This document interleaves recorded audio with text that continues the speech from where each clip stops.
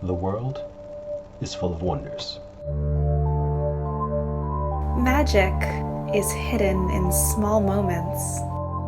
And monsters could be hiding just out of sight. But if you're looking to find them, adventure is waiting to happen. You never know who you'll meet along the way. We are the Storyteller Squad.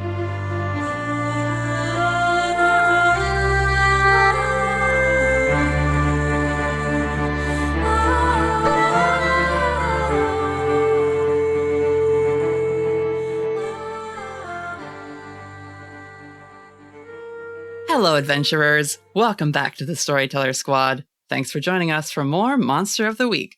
Before we begin, let's check in with our heroes. I am a simple man. Not complicated. At least I'd like to think so. You say run, I run. You say jump, I jump. You say investigate a mystery, read a bad situation, I investigate a mystery, I read a bad situation. Although, not that well. I'm Hugo Rashad. Stressed, depressed, and trying to get kidnapped less, it's Lonnie Whitaker. That's it, that's all I got. That's all I got. No, short and sweet. I love it. I hate that I always have to follow you if you have such good intros. I'm like, oh, the thing I thought of wasn't quite as good. So many new things happened last time. Felicity got a new haircut. I discovered that I can cut hair, apparently. I met the other spirit version of Wendy, which was amazing. I wonder what other nonsense we're going to get up to this time. I'm Raven Eugenia. Moving again feels great. Moving again feels awesome. Yes, I am Damien Angelo Edgecrest. Wait, huh? Why is my hair so short? I'm Felicity Steinbrück.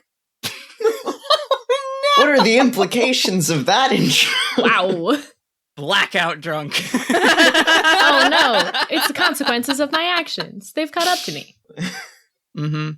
Speaking of, if this is what hangovers are, so much of human history makes way more sense now. I'm Aiden Brightwood. Let's have an adventure. Last time, our heroes had returned to their trailer to rest, recoup, and process some difficult emotions after their confrontation with La Nain Rouge, the devil of Detroit. Some conversations and resolution with the Springer family occurred, while Heather Springer seemed not interested in opening up or participating in the group trauma processing. Theo and Allie were happy to try and salvage at least the remnants of a camping trip together with their new friends, our beloved heroes. Felicity cut her hair. Raven had a communion with the spirits she has thus far summoned from the tarot deck. And our other heroes dealt with the scariness of a pretty serious and violent confrontation with enemies that they encountered on their snipe hunt. We will pick up a day or two later. You were able to find a place that could repair and get the truck serviceable so that you could get back on the road and continuing to head away from the West Coast and away from both the Eastie Agency and the trigger point, flashpoint. What's the word I'm looking for here? The inciting incident of Damien causing a demon invasion. Genesis. Sure. Unless there is anything anyone wanted to do or talk about before we move on, like saying goodbye to the Springers or resolutions the next morning. Felicity is going to wake up lighter than she usually does. She's going to walk into the bathroom and she's going to be like, oh, yeah, okay. Raven? Yeah, what's up? My hair is shorter. Yeah, you told me to cut it last night. You told me to, like, chop it all off. I didn't chop it all off. I left some. Oh. Oh, you don't remember that, do you? No, I do. I just didn't think we did this much. Well, you've got, like, bedhead. Once you try washing it, and then we can style it, and don't worry, it's not as short as you think. It's just all kind of curly and, like, up now. I kind of like it. Oh, good, okay. I was so worried you were going to wake up and hate it. I was so nervous. I think I'm just surprised that I actually did it. It's a big change, but I think it looks really good. And we, next time we stop, we can get you some like styling stuff, because it's like shorter now. You can do some fun stuff with it. It'd be really cute. What? If you put it up into like two little buns almost, but like two little puffs on top of your head, that'd be really cute. Or like low ones. Hey, Raven. Yeah. Thank you. You're welcome. I'm glad I didn't ruin it and ruin your life with that. I was real scared, so no. I'm glad it came out okay and that it really does look really good. It almost feels like a weight off my shoulders in a way, Yeah. It'll take a little bit to get used to, but I think you're really going to like it. It's going to be a lot less hot. Oh, for sure. Like the summer with less like sticking to your neck. It'll be nice. So maybe I'll keep it like this. Yeah. And if we find a hairdresser or something, maybe they can clean it up a little bit. I'm sure I didn't do the best job, but since it's so curly, you kind of can't tell. I want it to stay just like this. Cool. I'm glad you like it. Anything else? Any other farewells? You guys kind of said your goodbyes around the campfire last night. Whitaker, can I get your advice on something? One thing that I realized after introducing myself to that lovely family is that I probably shouldn't do that going forward. Do you have any recommendations or any advice that you'd like to give me when it comes for coming up with a new persona name so that I'm not announcing myself as much? Oh, that's a good idea. Definitely don't want you throwing your name out there, especially considering the circumstances. Most governments, when giving their secret agents cover names, you want to do something that's really, really doesn't stand out, something completely forgettable, like along the lines of John Smith. So I'm sorry, Damien, you'll have to pick something boring. Like Mike Smith or Chris Smith. Smith is probably a good idea for the last name. I mean, feel free to throw some suggestions by me and I'll tell you what I think. All right, well, I don't want to look too old, so I don't need an old man name. All right.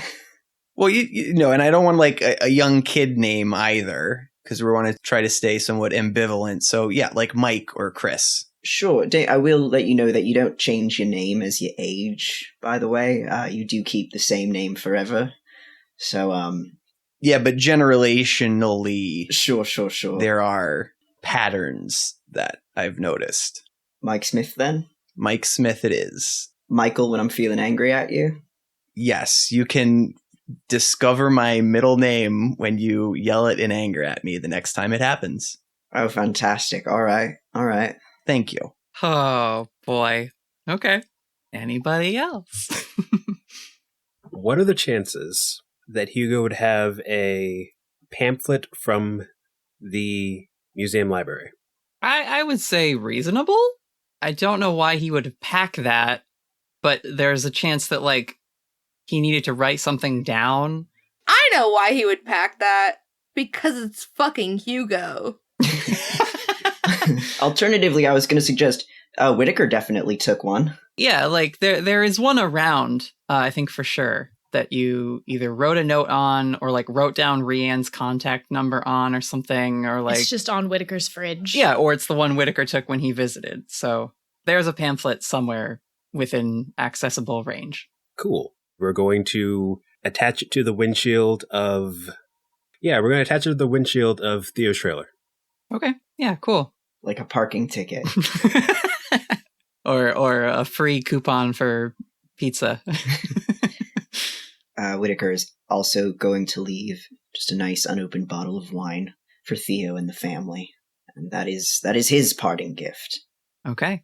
And so you guys leave Badlands National Park, bid farewell to the Springers. Maybe you'll see them again. Who knows?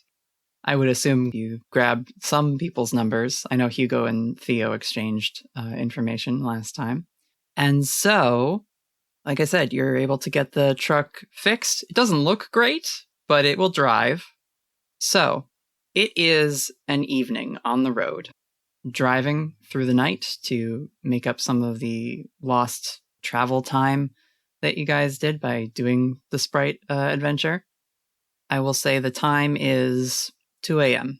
Who would be awake? Cup holder, baby. There's a decent chance Raven's awake. She's probably like in her like bunk, or if they're all driving. You're in the driving, car. so you're kind of just like, Yeah, she's awake. okay, Felicity is waiting for everybody to be asleep. gotcha. Whitaker, you taking a nap or? He's asleep. He spent the last night writing and rewriting the report, so he did not sleep enough last night. He's getting his sleep now. Yeah, it's been a couple days, so it's not the immediate next day evening. Never mind. But it's 2 a.m. He's It's 2 fucking a.m. asleep. He's asleep. Hugo, also asleep? Okay. So there's just some like soft music on, hooked up through the radio. What is Raven doing? You're awake. Are you working on anything on your laptop? Are you just sort of watching the street signs as you pass them every couple miles?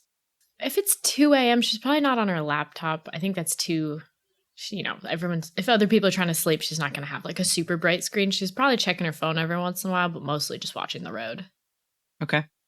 And Felicity? Felicity is literally waiting for everybody else to be asleep. Just kind of also staring out the window. Yes. Okay. Then I would like the both of you to make sharp rolls for me. Oh, boy. Damien, I don't know how much of an avid co-pilot you are, so... No, Damien is not helpful. You've got enough other bodies in the car. It's just two eyeballs rolling around in the cup holder. Mm-hmm. Ooh. That's a 6 total. I rolled a 2 and a 1. Yikes. Mark experience, though. Oh, that's right. You'd think I'd remember to do that by now. But no. 12. 12. Okay, this is fun. 8 out of 10. 9 plus her sharp. So, what's the seating arrangement, actually? That's also important here. I am right window. In the back? Raven's probably middle in that case. I picture her next to the window, but we probably wouldn't put like Hugo or Whitaker in the middle, so Raven will take the middle. That's why she can't see very well. She rolled real low. Yeah, no, that makes sense. Probably Whitaker then in the front seat, leaned back a little bit, and Hugo on the left side, or the driver's side. So yeah, Felicity, you're looking out at the road, and a little ways up ahead, you see a blue light, just kind of flickering every now and again. Again, you're driving over these Midwest roads that are either a straight shot or meandering hilly. And so as the terrain kind of lifts up and then drops down a hill and goes over, you just see this blue light that occasionally is flashing up ahead. I will poke Raven, poke Whitaker, and be like, wake Whitaker. Because Whitaker's asleep, right? Whitaker is asleep. Aiden seems to have noticed this light as well. I'm still gonna wake Whitaker. Okay. What? Hey, Yeah? you guys, you see that? Yeah, it's some kind of, I don't know, I'll take it slow until we get closer. Is it like in the road or is it far, far out? Like up in the sky? It looks like it is on the ground, and it is sort of to the side of the road. Okay. I kind of want to look at it. I have a pair of binoculars from the camp. Someone wants to try to take a better look. Yeah, let me have them. Okay. Have you ever used binoculars? Me as a person or Felicity? You as a person, and also Felicity. Yeah, me as a person, yes, I have used binoculars. Okay. I have too. I don't know if the ones I use were old, but they're real hard to find things in a dark lighting situation. when you're looking for a tiny blue light in the distance at night, good luck. While in a moving car. Yes. So if you want to roll another sharp check to see if you can use these binoculars to your advantage, I'll let you, but you get -1 on the roll. Quick question while they do the roll. Yes, Whitaker. Does Whitaker see it, or does he have to put on his fancy new glasses? You can see it. Okay, cool. That's good to know. The noticing check of it is less of a issue now because you're in the front seat with Aiden and she can just point and be like, see up there? I got a 9. A 9. Okay, yeah. You can see... It's tough to make out what the light is coming from, but you realize the reason it's flickering seems to be that whatever is causing the light is swinging back and forth.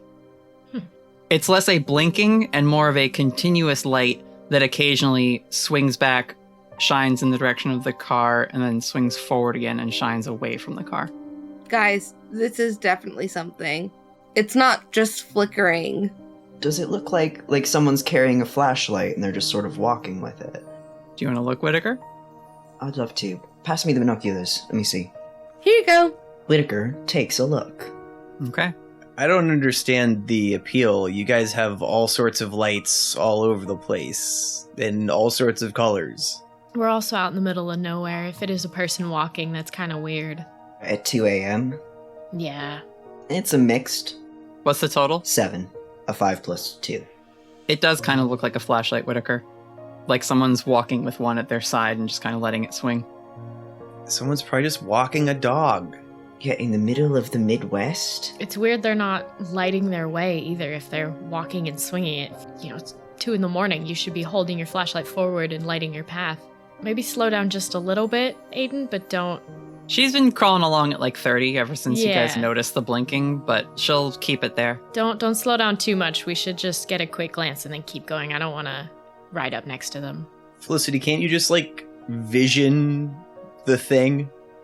No. Go ahead, Felicity. I mean, if we know it's a person, can you try? Does it work if you can see them, or do you have to just think about them? No, I can't do it. Okay. Can't or won't? I can't. Does it matter, Damien? Yes. If she doesn't want to do it, she doesn't have to. I can't do it. That's alright. The headlights will hit him in just a minute. Aiden, put the brights on. Or no, wait. Do we put the brights on? Well, they've definitely You tell her hit. and she does, and then you're like, no, wait, she turns them off. Oh, now we've just flashed our lights at Are them. we near them? How close to them are we? You're pulling up on them basically now, and you can see as you get a little closer that it is a person walking with a flashlight. Okay. I will tell Aiden to stop the car. You want me to stop? Yeah, it's fine. Don't worry about it. As you get closer and the headlights actually crest another hill and shine on this person and sort of backlight them, they do turn around and wave and kind of wave with the flashlight a little bit. I will get out of the car. Careful. Aiden hasn't stopped and the doors are still Felicity tucks and rolls. she's not stopping away from them, but she, is pulling up. You can see that it looks like it's a young woman. She has long blue hair, teal cyan blue, Mm-hmm. sticking out from a very floppy, oversized beanie. She has a very large-looking, oversized, long-sleeve t-shirt with, thumb holes cut in the sleeve. The sleeve part goes a little bit over her fingers. She has a pretty simple-looking vest that's just decorated in pins and patches and knickknacks and, dangling charms. She has very worn away looking jeans. They've almost lost all their color and they're sort of just a grayish white. Mm-hmm. And she has an old pair of boots that are missing the laces. She looks friendly.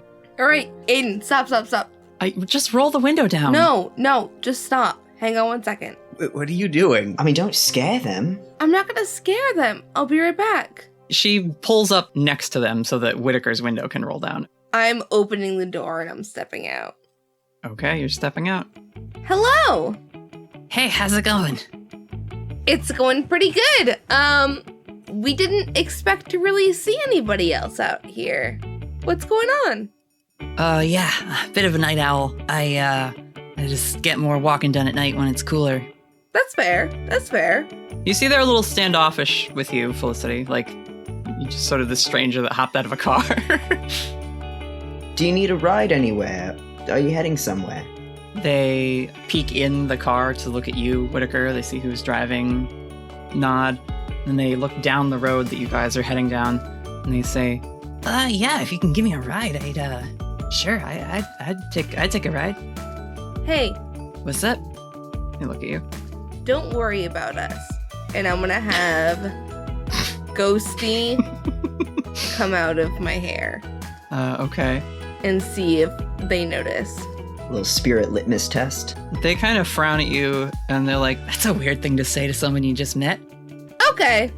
And they turn back to you, Whitaker, and they're like, I'm Ray. Hi, Ray. At this point, I've picked up Damien and stuffed him in my pocket. Love that. Just to be safe. Yeah, so Ray glances over the rest of you, sees that your truck's pretty full. I can like jump in the back. Oh no, take the front seat, that's fine. Whitaker's gonna hop in the back. You're gonna have to squeeze. That's real nice of you, mister. Yeah, no, that's fine. Where are you heading? That way. And they just like point. Well, good, so are we. All right. Yeah, if we, I'll ride as long as you guys don't mind an extra passenger. And they like fish into this backpack they've got kind of slung over one shoulder. It's one of those ones that just sort of like cinch ties at the top. And they like fiddle around in there for a little bit and pull out what looks like a wallet that's like duct taped together. They open that up. I've got this subway card and like $5. Does that cover me for like a few miles? It's fine, don't worry about it. Don't worry about it. Out of curiosity, the subway card, would I know what city it's from? Oh no, it's like the sandwich shop, like a rewards card with like stamps on it. Subway, as in like, I was like, is it like a... I thought the same thing. I was like, Subway? We're in like the middle of nowhere. Yeah. Apparently they have Subway sandwich shops around there somewhere. It's like a sandwich shop card. Whitaker, you feel a pistol in your pocket. Just materializing out of Damien. Just in case. It's not like sticking out of the pocket, but you can tell. All of a sudden you're like, oh, there's a pistol in the pocket. Okay. Like, just in case. I fucking pinch Damien. Like, just, no. Okay, puts the pistol away. Thank you. I can't imagine what the outside of the pocket looks like when all of that happens. Just so much going on. His poor business slacks. Yeah, Ray just kind of clambers into the front seat, sets their bag down in between their shoes, and they say, "Rad, that's awesome. You guys are so cool. Thanks for picking me up. Yeah, nice." Introduces himself to the people who haven't like said hello yet, and Aiden nods and is like, "Okay, back to it." Rolls up the window, turns the music up a little bit, and you guys drive in or drive onward through the night. Also, at this point, it's 4 people crammed into the back. Felicity is knocked out, and the only reason because of that is I have to pee, so I'm gonna go pee right now. You can just be quiet. You don't have to fall asleep. Impossible. Felicity's not asleep. She's talking. Felicity is never awake and not talking. So Felicity is asleep. All right. Felicity and Raven are like smushed in the back, like real crammed in there. Yep. So Felicity's gently being snuggled by Raven by accident. Mm-hmm. Yeah, I think it pushes to like 3:30, and the people who've been awake, assumedly during the day, are getting real tired, and you guys kind of knock out in the back seat. All that like extra body heat of like more people crammed together gets you car sleepy. People who are still awake, what are you doing? Does anyone engage with your new hitchhiking passenger? Damien, I suppose you can't, unless you want to just defy Whitaker and slime out of his pocket. You can't see Damien pouting right now, Mm-hmm. but Damien is pouting right now. Hugo, you're still asleep, or did you... Hugo sleeps through the whole thing. I was about to ask, did Hugo wake up at all for that? Nope, not Fully at all. knocked out. All right. Good to know. Whitaker, are you also turning in? He'll probably stay up like a little longer. He'll ask them, "So, Ray, where you coming from?" I've been on the road a while. Just sort of drifting, you know. I wasn't really in a good place for a bit. Yeah, well, you're in good company then. Yeah, you guys sort of ought to be driving through the night. I know I am one to talk, taking a walk down the highway, but... Yeah, we got on the road kind of late. Taking shifts? And she looks over at Aiden, and just sort of nods and says, "Yeah, I'm another night owl." And then just like eyes forward. And they turn around in the seat and look back at you, Whittaker. Where are you guys headed? I can get out anytime if you're gonna like divert north or south or whatever. We're also just kind of waiting for a direction at the moment, but I imagine we'll hit the first. Once we hit a town with a trailer park, we're just gonna hole up for the night or the morning. Hell yeah, fellow road drifters! I love it. They like go to fist bump you if you'll respond in kind. It's the most awkward thing you've ever seen. Yeah. But Whittaker does return the fist bump. He makes sure it was not the fist that was touching Damien, out of politeness. Yep, right, of course. I'm so sorry, Anderson. I love it. The night progresses. Whittaker, eventually you nod off, and Aiden just drives. Morning comes. There's sort of sun rising on the highway median as the car just continually drives along.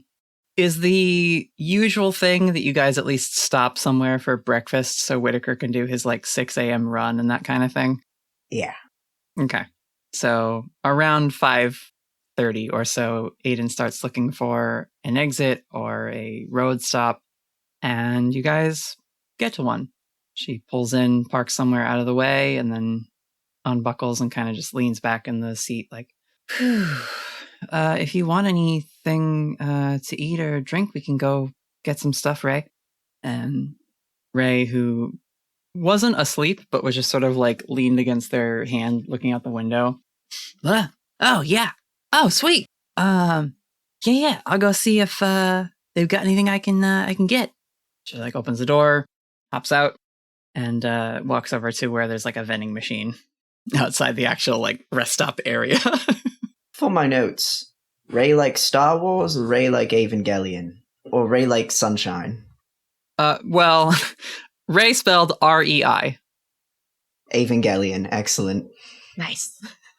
I spent all night in your fucking pocket. I need to be somewhere else in this car for the rest of the trip. Okay? This is unacceptable. Damien, they needed a ride. I'm fine with that, but this is not a comfortable place. Well, you could ride in the trailer. You could ride in the trailer. You could be our second dog while we got Ray around. Yeah, I'll trailer. Perfect. That'll be great. Okay. It's the morning. Everyone can wake up. Time to go for a run. Running time, baby. Does anyone join Whittaker on his run? This isn't important. I'm just curious. Aiden will go with you. Hell yeah. Ooh. Hugo's on board. Yes. You know what? Yes. I think Raven doesn't go every time, but this morning she's like, you know what? Why not? She'll go on the run too. Squad Running at the rest stop. I love it. Raven definitely like trails behind though. Like she does not set high expectations for herself, and Whittaker like takes off, and she's not trying to keep up with him. She's just trying to at least make herself feel good about it. Like, well, at least I went for a run. Yeah. Oh, I love that. Oh, I'll say this then too. Aiden will occasionally, like, she keeps pace with Whittaker, but then sometimes she'll like drop back and keep pace with Raven for a little bit, and then she'll like find and keep pace with Hugo. She's like doing the thing where it's like she can go at whatever speed. So it's just like checking in with everybody on the run. If Raven's in the back, she's just like, I don't need your pity. It's okay. I'm not pitying you. It's really fine. It's probably better if I just run by myself. I know I'm a lot slower than everyone else. It's fine. I like running with you.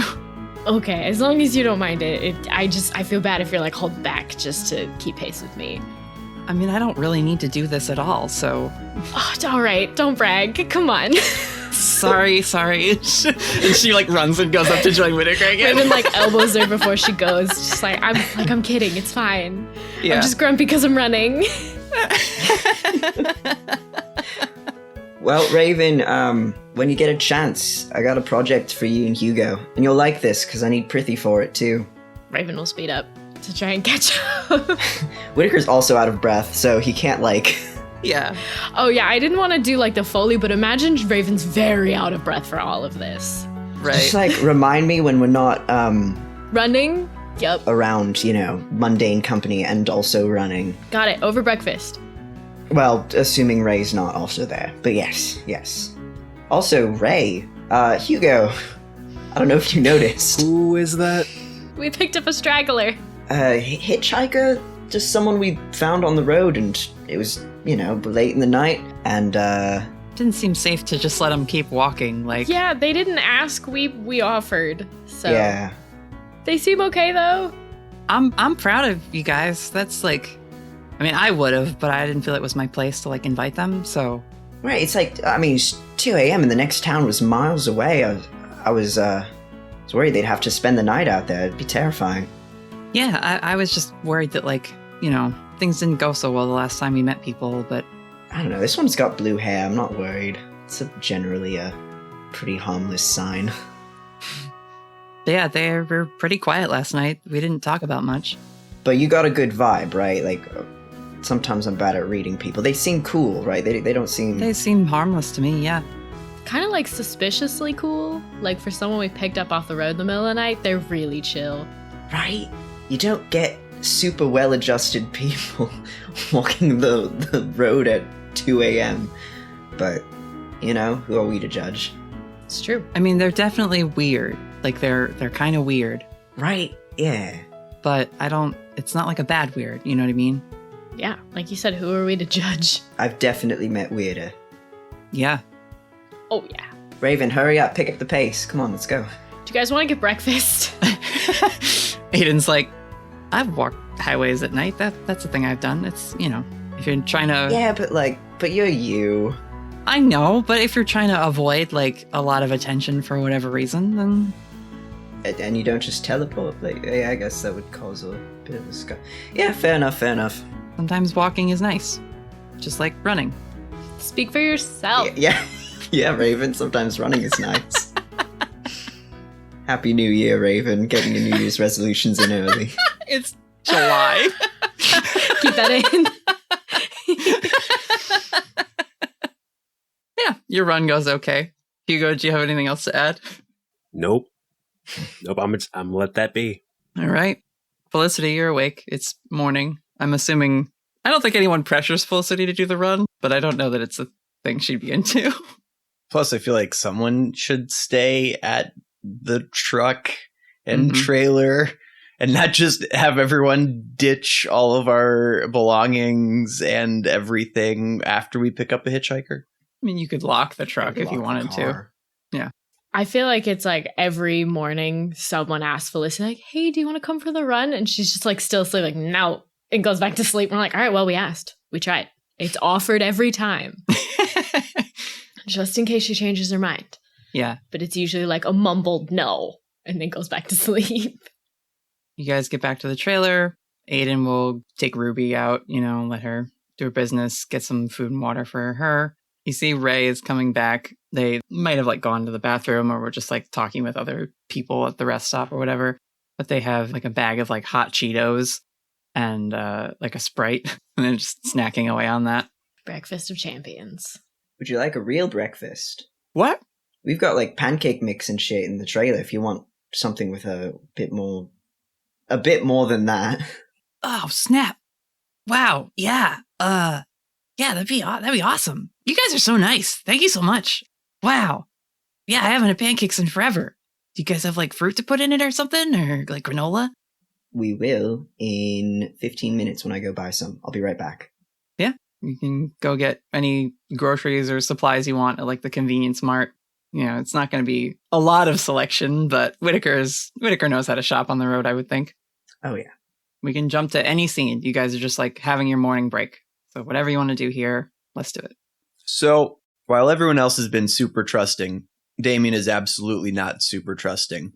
Is there any sort of scan or detection that Damien can do, like more than a vibe check? Because I feel like no one has done any sort of screening. I mean, Felicity did do the mystical animal check. Mm-hmm. I offered pancakes and the response was positive. That's my vibe check. Damien, you certainly can. I will let you determine whether that is a use magic roll, an investigate a mystery roll, a read a bad situation roll. You tell me how you're approaching this, and then we can go from there.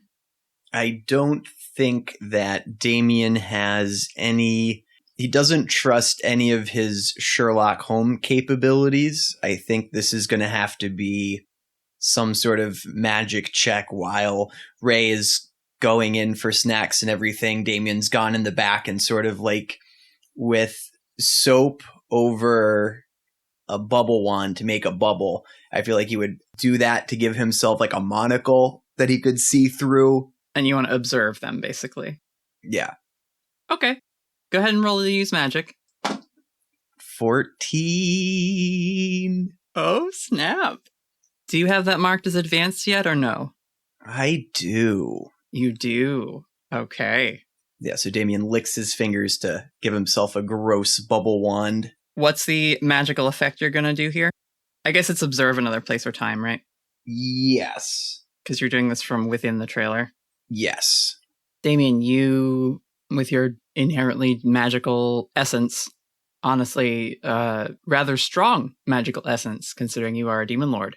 You start your magic for observing this newcomer to the group, who your friends all seem completely won over by. Yeah, I can do some arcane chanting, too.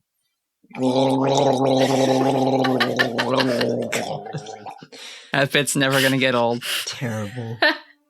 And so, as you gurgle and bubbles start to form out of you and then sort of join the bubble that you've made with the bit of soap and the wand, you see a vision appears inside of this now magical orb, this seeing orb. And it sort of just scans over the group who are maybe coming in and out of the trailer to get at the kitchen, but I would think Whitaker could like take a little hot plate griddle or something outside and put it on the like extendable table or like cooking area on the exterior of the trailer to set up breakfast situation for everybody. You are scanning over the group, and because you're rolling really well and you had a whole night to like think about this and plan what you were going to do to keep an eye on Ray, this newcomer, you start to pass over each person in the group, and as well as seeing them physically, you see faint outlines of their aura and their essence. You see as you pass by Felicity, normal person aura, nothing really remarkable there. You pass over Whitaker, same kind of aura, but with like a slight tainted tinge to it, mostly centered around his collarbone. And then you pass over Raven and you see normal person, but with like magic swirling about the deck that's at her side. And Windy hops by and you see sort of nature magic as they swirl up and climb onto her shoulder. You see Hugo's tattoo is glowing through this observable magic. When it passes by Aiden, she's just like a white silhouette, you know, like you can't even make her out and you flinch a little bit. But when you get to Ray, you don't see any aura. It's like there's an absence of aura there.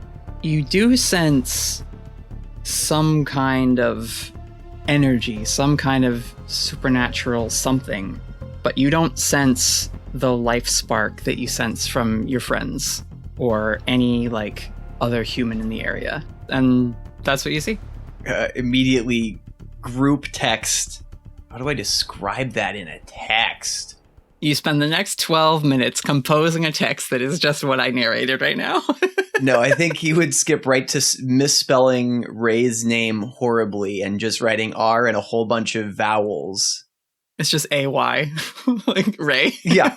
R-E-I-G-H or something dumb. Yeah. Oh my god, real white girl spelling. Just autocorrects to rake. Dang it. Rake has a dark aura. No, Rake doesn't have a normal human aura. Watch out. Okay. Your phone's all bling, bling, bling, bling. That's not suspicious at all. With a notification from Damien. And then we all look at our phones and look at Ray. Definitely not suspicious. They have a plate of pancakes that they are like shoveling down like they haven't eaten a full meal in a long time. Damien, are you still mad that I stuffed you in my pocket? Send. Raven's gonna send, since when do you see people's auras? Also noted. I did a magic scan because none of you were. Ray does not have a normal human aura. Please be careful. Also noted. I feel like Damien's doing this from like underneath the sink with like the cleaning supplies. I love that. Yeah, that's where you got the soap. Damien, if you want to come out, we can just say that, we met you in town, by the way. I don't want to keep you stuffed in the trailer for longer than I have to. Send. No, we have to keep at least one of our cards held in reserve, just in case. Okay, please don't mess anything up while you're in there. We'll keep an eye out. The real reason Whitaker wants him out of the trailer. Don't mess up the plumbing. Please don't mess up the plumbing. I've already had too many demons in that sink plumbing. One was enough. And then I was just going to add, this person hasn't joined our group. We're just giving them a ride. We're going to be cautious, but thank you. They'll be gone in a minute as soon as we get them wherever they need to go. It's fine. They do not have a life spark. Ooh. Maybe they need our help? Or we just won't get involved and we'll drop them off somewhere. Shrug emoji. No, shut up, Whitaker. I know what you're thinking. I know. It's my spark. No, that's not what I was thinking, but now I'm thinking of that. Ooh. Is this still in the text chat? I guess Yes. y'all are just now on your phones texting each other. Oh, no. Ray actually will plop down next to you, Raven, and say, "Whose dog? I love her. She's so cute." Are they talking about Ruby? Mm-hmm. Oh, she's mine. Oh, you're awake. Hi. Hi. Sorry. Good morning. Who are you? I'm Ray. We met last night. We stopped and picked them up on the side of the road. It was your idea. Shit. That's right. I'm sorry. It's okay. Raven's just going to hand Felicity a plate of pancakes. It felt like a dream. Good morning. Anyway, yeah, this is my dog. She's a very good girl. Her name's Ruby. Aw. And Ruby comes over to Ray and is sniffing at her hand and just regards Ray a little bit. There's no aversion or excitement. It's just kind of dog. Ray, you want to come hang out with me for a second? Sure, yeah. Oh, here. And they have their bag of hot Cheetos and they're like, "Do you want to finish these off? I'm not as hungry now that I've had the pancakes." Oh, yeah. I mean, we can go snack on these together back in the bunk room if you want to. Oh, yeah, sweet. Yeah, I've never been in one of these things before. They gesture at the trailer. Yeah, let's go. And they will follow Felicity. Raven's just going to try and catch Felicity's attention and gesture to her phone of kind of just check your text quick. And then let him go. Felicity has very much checked her text. Okay. All right. I just wanted to make sure. She knows. Yeah, no, she knows. Cool. All right. We're good then. Yeah, so Ray comes in the trailer. They're just looking at the interior, starry-eyed, "Oh my god, whoa, does that couch fold out? Oh, that's so neat." I know, it's pretty cool, right? Come here. Yeah, what's up? You were gonna show me your room? Is there enough room for everybody in here? Wow. Well, I mean, it's just a bunk. It's not really a room so much. It's just a bed if you want to come up. That's cool. I mean, it's rustic, right? Yeah. They will climb up into the bunk bed if you want, if you're there and inviting them. Yeah, so they do that and they kind of flop back on the mattress and obviously it's comfy enough, right? But it's not as good as your bed at home, Felicity, but they just lean back and they're this is so nice. Where have you been? Kind of in a rough spot for a bit. I made some bad decisions and was kind of only living for me for a while, and then I got some help and I got out of that cycle, and now I'm looking to try things again, sort of a redo. That's really cool, and I respect that. How about you guys? Seems like you're kind of heading for something, but you're not sure what. You don't know what your goal is, but it's out there. Yeah, we're definitely kind of wanderers. we're just seeing what's out there for us. We're seeing what we can find. Cool. Respect. You know, I'm a big believer in destiny. No way. Yo, that's awesome. Do you have one? I'm still trying to figure it out. Do you have one? I don't know. I haven't really been in a place to think about that too much. I sort of been enjoying just like quiet and like... and like floating. Well, sort of like staring out. You're on the road and there's nobody else. It's kind of also why I like traveling at night, right? It's like there's the stars and occasionally you hear like a frog or a bird. And like sometimes it's a little scary because you're like, oh God, what's that in the woods? But then other times you're like, but it could be something cool too. There's so many opportunities out there now. And I'm just like, psyched. I can't find my character sheet. I want to know if she's scary. Where's my iPad? I hate being normal. This is just in canon Felicity digging through her bed. Where's my iPad? What does Felicity do when she can't just magic her way out of every problem? This is character growth. What does Felicity do? I'm going to use oops. Just oops. I'm going to stumble across something important.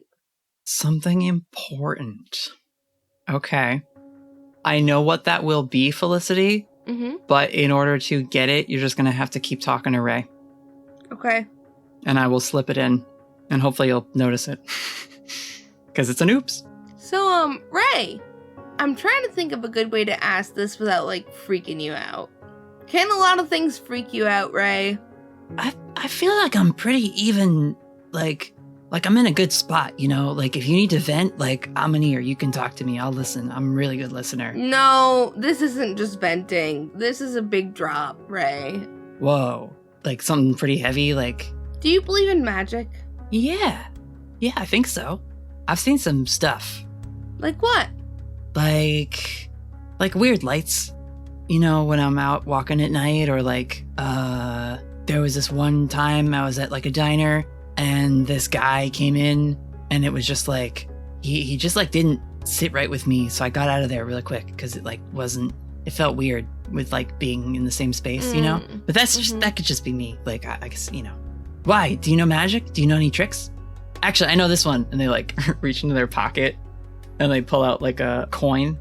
Right, it's just like a little like Canadian dollar, basically. So they can't spend it right now because they're in the US, and they're just like, check it out. And they like do a little sleight of hand and like hide the coin. Huh? Oh, wow. Very cool. Yeah.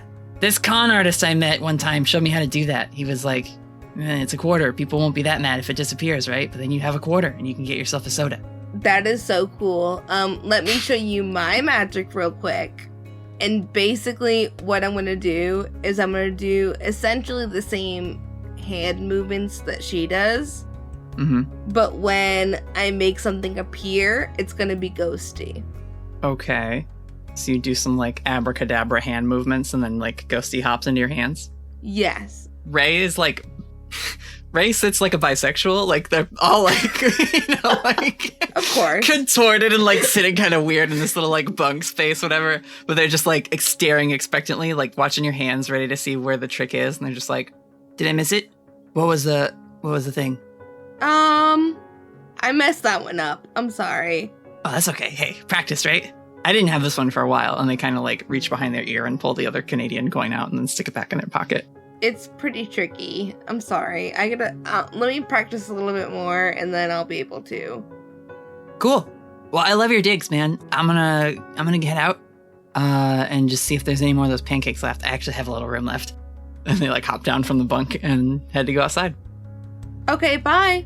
Just gotta keep engaging. You'll get the oops, and I'll make it very clear when I'm like delivering an important thing. But wait. Are you calling to them to wait? Yeah. Okay, yeah, they turn around. What's up?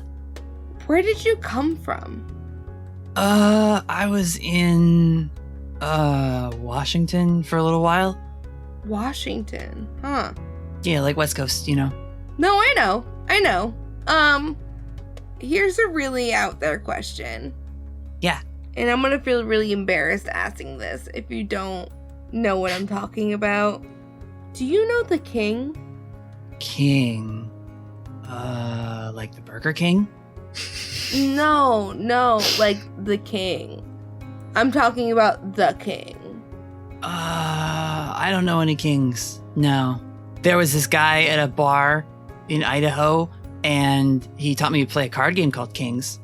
I don't think his name was King, though. Have you met a guy at a bar in Washington? Yeah, I meet people all the time. Portland's in Oregon. Have you been to Oregon? Once or twice, yeah. Have you been to a bar called The Deep? No. Doesn't sound familiar. Okay. Listen, I'm just trying to figure out what's up with you right now. Hey, it's cool. We're new friends, right? We're like meeting, we're learning about each other. Yep. Mm-hmm. Yeah. Guys, help me. I don't know what else to ask. Ask if Ray needs a place to sleep that's more comfortable. It seems like we found this person at the middle of the night and they sat awake in the front seat and they're still energetic and ready to go. Do you want a place to stay? Well, I don't want to impose. Like, you guys have been real nice, like, giving me... No, it's fine. If you want, you can share my bed. You sure? I am positive, okay? Okay, yeah. Yeah, that'd be great. I don't have to, like, if there's, like, that couch or, you know, whatever, or, like, the truck, like... No. Oh, no, it's fine. Okay. It's fine. Cool. Everywhere else is pretty much taken. Yeah. Kind of a lot of you. There's a lot of us. It's like a retreat, like a family kind of thing. Well, I don't want to pry. You guys... No, it's okay. I want you to stay with me. Sure, that'd be great. Okay. And I kind of turn. They're like, I'm gonna go get more pancakes, though. That's cool. I can come back. We can hang out. Yeah, that's fine. Awesome. And I'll go out and have some more food.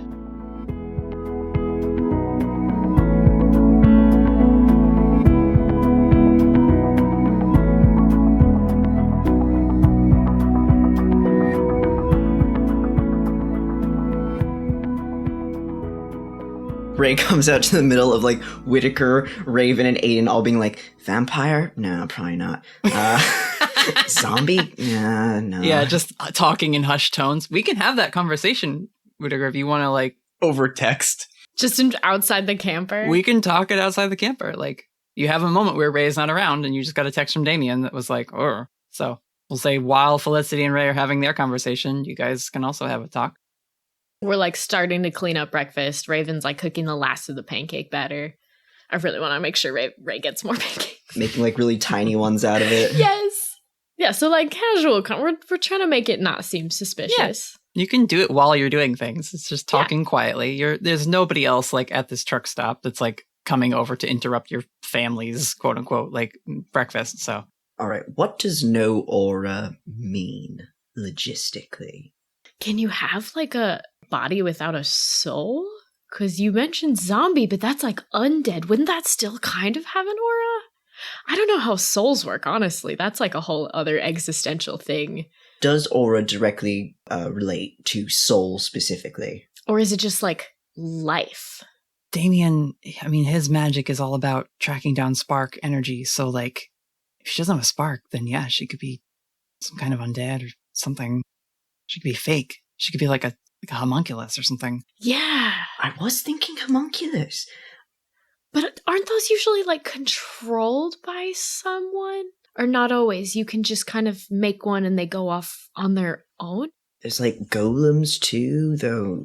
Out of canon, I think it's the same concept, but people don't call them that anymore. I could be totally off on that. Well, right. I think they're kind of born from the same place. I think golems like specifically comes from Jewish folklore and whatnot. Okay. They're generally also made as like a guardian of something. Yeah. Whereas like a homunculus is sort of more a servant that's like a humanoid creation. Yeah. Yeah, homunculus is more of an alchemical sort of theory, I guess. It's a theory. Okay. Yeah, much more tied to alchemy. Some would say it's a full metal theory. Hugo, you're here too if you want to engage in the like discussion stuff. Hugo is pointedly not saying anything. Just reserving judgment.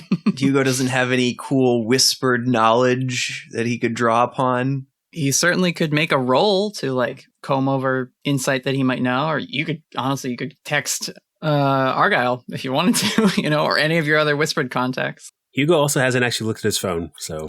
Hugo has no idea where this conversation's coming from. Oh, no. Hugo's just really enjoying his pancakes. Have to stay on brand. Having a carefree morning. Hugo woke up this morning to someone new in the car, and everything was fine. Went for a run and had breakfast. And then suddenly we're like, no aura, though. Yeah. Zombie? Vampire? Who knows? So maybe, I'm trying to remember what part of the conversation we heard. Ray told us that they were looking for like a fresh start, or they're like wandering. Yeah, basically.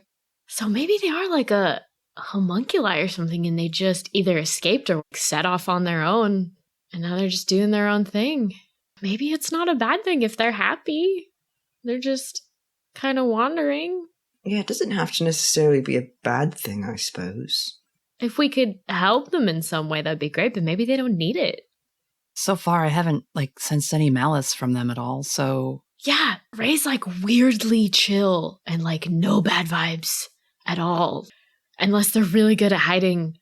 But also, they were just walking down the road. There's no way that they would be targeting us specifically. And if they were like a terrifying hitchhiker or whatever, they would have done something by now. And most of us were asleep in the car at one point. That would have been the perfect time if they were actually going to do something. Maybe they just genuinely wanted to ride somewhere. Aiden, did they fall asleep? I don't think they did, no. Interesting. But again, they kind of just leaned against the window, and then I was focusing on driving. They also walk at night, so maybe Ray's going to get real tired in a couple hours and want to sleep all day. Their rhythm could be off or something.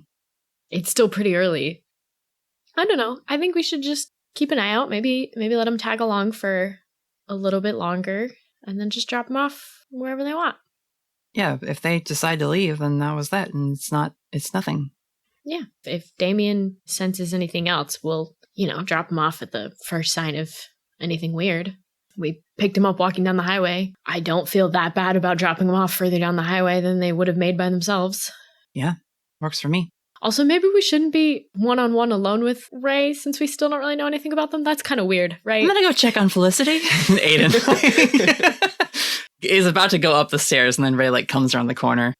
Oh, is there any more food left, actually? I could do with one more pancake, and that'd be set. I'd be good. And Aiden's just yeah, sure. Come on, I'll get you. Thanks. And takes their plate and goes and puts another pancake on it. Whitaker texts Felicity, are you still alive? Aiden, hands them the plate and then rushes into the trailer. Felicity's dead. Dead. Nah, she's fine. We left them alone for 1 minute. She's fine. Aiden just kind of pokes her head into your sleep area, Felicity, and she's like, what'd you talk about? Not much, really. Not anything important. That's okay. We're not feeling too worried about it, so... Okay. I think it'd be okay. I just want to figure out what they are, Yeah. We don't have to solve every mystery we come across, though. It could just be Ray to us. Ray that's not human, though. I'm not used to that. We'll just keep an eye on them. I was talking to Whitaker and Raven, let's buddy system for a while. I want to talk to Ray one more time. Just me. Okay. Inside of someone else, though, right? We don't have to listen if you want, a private talk, but... Yeah, I feel like you guys can stand outside, but I want to talk to Ray. Okay. Breakfast is done. You can get on the road again. Aiden will go put Ruby back in her little kennel crate with her, security blanket or whatever, All right. Any word from Prithee? No. Fuck! Do you want to reach out? Not now, it's daytime. That's fair. Once the sun sets, though, we're gonna make that call. If we are just driving, Felicity is going to be in the trailer, if that's okay. I don't think that's a safe road practice. I think we established that if you're gonna be driving, you've got to ride in the truck. It's not legal, but has that stopped us? Okay. I mean, that's true. Like, Damien's going to ride back there, but Damien is a pile of gloop. Like, Is this where Whitaker draws the line? Well, what's more problematic and illegal? 4 people with 3 seat belts or 1 person strapped into a seat in the trailer? that's true. Someone can ride in the truck bed is also an option. That seems less I don't safe. know if truck bed at, like, highway speeds is safe either. Oh, it's not. I've done it. Oh, good. If someone's in the trailer and they like promise to stay seated and you're not like cooking or anything, it's technically illegal, but like we do have too many people in the back. I would like to speak to Whitaker before we take off. I would imagine Whitaker is telling everyone, like, all right, bathroom, stretch. We're going to be on the road for a few hours. Get your business handled, and then you can pull him aside if you want to, Felicity. In a private moment, I don't know why, but I feel like it's my job to get to the bottom of this whole Ray thing, to figure it out. Why do you feel like it's your job, Felicity? 'Cause I don't know. I know the most about people who aren't human, but like in the human sense. I connect with them. I make them feel like it's okay for them to be here. And I get this sense about Ray that, number 1, they are not human. And number 2, I'm the one that has to make them feel safe to be here. Felicity, there are things in this world that will take advantage of that kindness and that obligation you feel. And I'm not saying Ray is one of them, but... I'm aware. I know. And Alright. I have my phone. And if I feel like it's a bad energy or something like that, I'll give you guys a call. But I don't know. I just feel like it has to be me. Alright. But you've got us on your side, remember? I will let you guys know if I'm in trouble. Do you want either Hugo or I, or even Raven, I suppose, to do some research on the side for you, if you need a direction to point your questioning? That would be good. Yeah. Good, we were going to do that anyway. No, yeah. I don't care what Aiden says, we're doing this. Listen, worst comes to worst, we pull over. Right? Damien will also be there, so I suppose buddy system is still intact. Damien will be there, but he will be hidden. He will be hidden. He better be hidden. Okay. So, I'm feeling okay. Felicity, if anything does happen, I know you're not keen on using your magic, but I hope you'll protect yourself. Well, if you need it, there's a gun under my bed. I will not be using my magic. At all. At any time. In the near future, it's not gonna happen. Okay? But I will be safe. Alright, well, I trust you, and, for all the serious talk, I also don't feel like Ray's an immediate threat. Not immediate, at least. I'll figure it out. I'll figure out what they are. Keep us in the loop. Alright, let's go. So, everyone loads up into the truck or the trailer. I guess, Felicity, then you're inviting Ray to, like, sleep in one of the beds during, like, the day if they're... Yeah. Okay. And they say, yeah, that'd be great, actually. Yeah, Yeah, it's really comfy back here. I just want you to have a place to be able to stay. Cool. I appreciate it. And they look over at you, Whitaker, and they say, I'm telling you, man, $5 and that subway car is yours. Just ask, okay? If we find a place, like, I'll give it to you. Thank you, Ray. Got a last name, Ray? It can just be Ray, that's fine. Yeah, just for now, because, like, we're still getting to know each other. Alright. Whitaker, right? That's what everyone calls you? That's not my first name, but yeah. Cool. Awesome. Yeah. Alright, nice. Well, I guess I'll get some sleep. Yeah. Be careful back there. If it gets too rocky in the back, just let us know and we'll stop and fix things. Okay, cool. So they'll go in the trailer and get comfy in one of the beds. Like they've got like the one outfit, so they just kind of like take their boots off and like set them by the little ladder and then crawl up and kind of just sit on top of like the top blanket and like roll over. I know this isn't part of the aesthetic of this podcast. Does Ray smell bad? No, but they look like... They just kind of look like a mess. Okay. You know? Okay. In fact, that's probably one of the things they were handling when you all were on your run. Was like gas station shower in the sink, though. Like, you know, just... Classic, yeah. Yeah. Mm-hmm. All right. So, one of my few abilities that I have left, which I feel like is prevalent right now, is that I would like to have a premonition, because this is the beginning of a new mystery. It is. You have to roll for that? I do. Go for it. You do not have the +1 to use magic rolls on this. Okay. 8. 8's a mix. You get a cloudy vision, right? Mm-hmm. Okay. How are you approaching this? Because you just told Whitaker you weren't going to use your magic. So is this a sort of involuntary thing that happens to you, or... Yes. Premonitions are kind of an involuntary thing that happens to Felicity. Yep. Where it's not like she can control it. It's almost like passing out, where like you kind of know it's coming, you know it's happening, and then all of a sudden it happens. You sit down and sort of buckle into one of the seats in the back of the trailer, and as you lean back into the seat, you suddenly lean all the way back. Your eyes roll back in your head. They turn white with magic. And we view your vision that you're getting. You're sort of out of your body and soaring over just a barren stretch of road. It's foggy or smoky. There's just sort of a mist and haze over this vision, so it's hard to make out details. You see a light flickering ahead of you. That same kind of flicker that you originally saw when you came upon Ray the last night.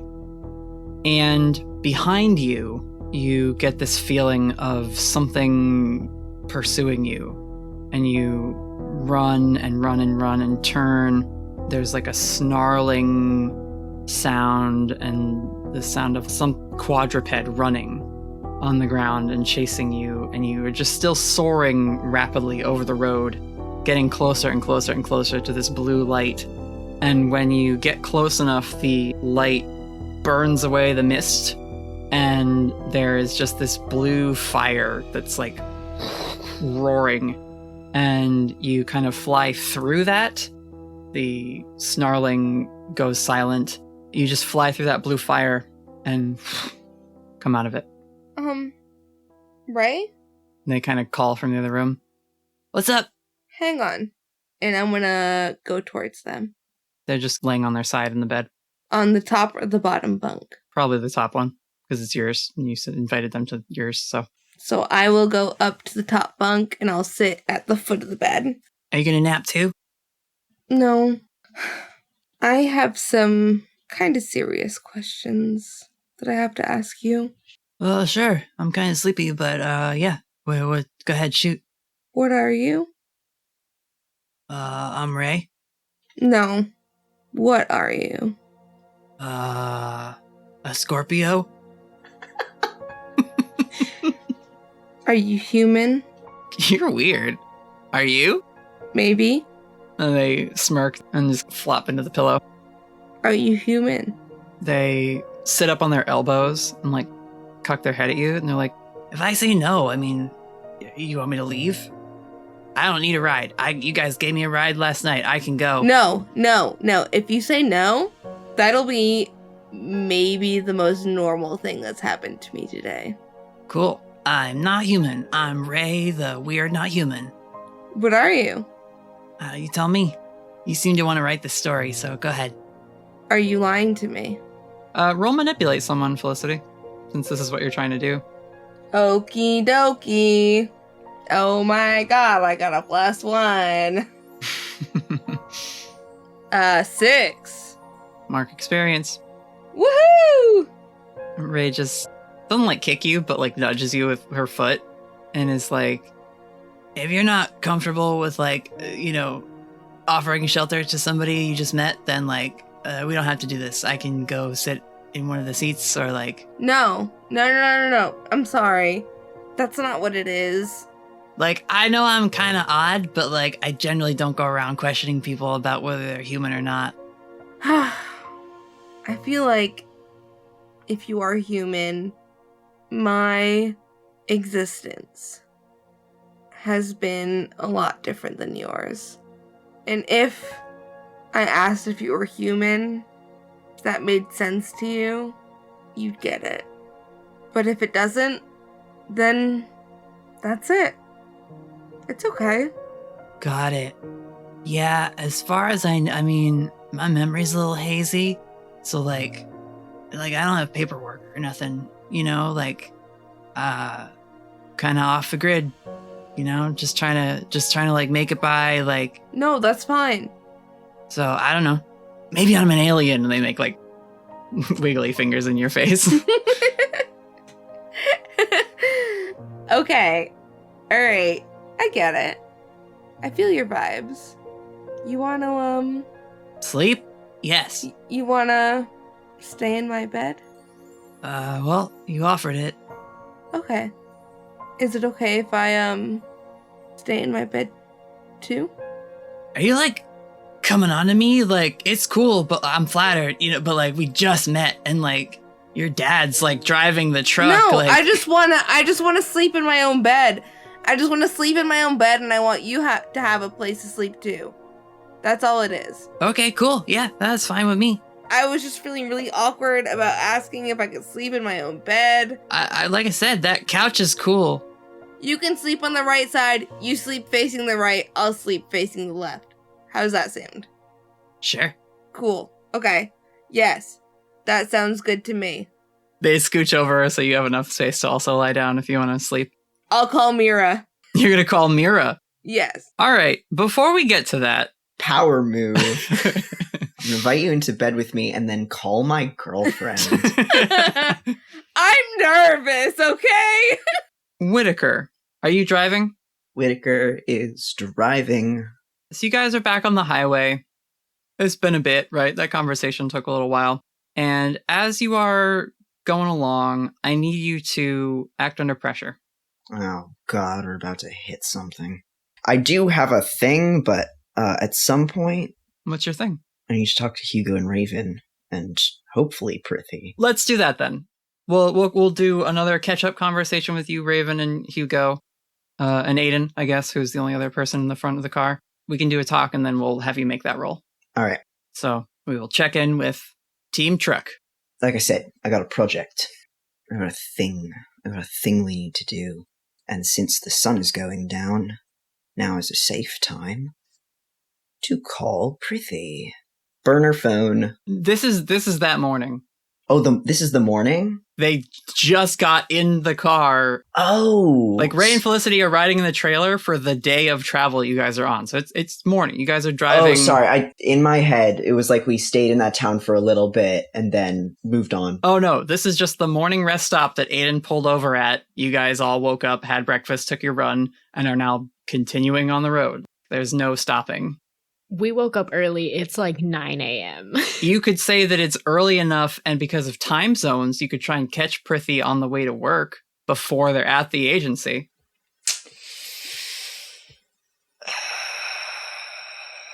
Yes, do that. Yeah, sure, why not? Like, if that's a thing, we can say that, like, yeah, on the West Coast, it would be an hour or two difference at this point if you guys are leaving South Dakota. So, like, if it's 9 a.m. for you, it's 7 a.m. for them.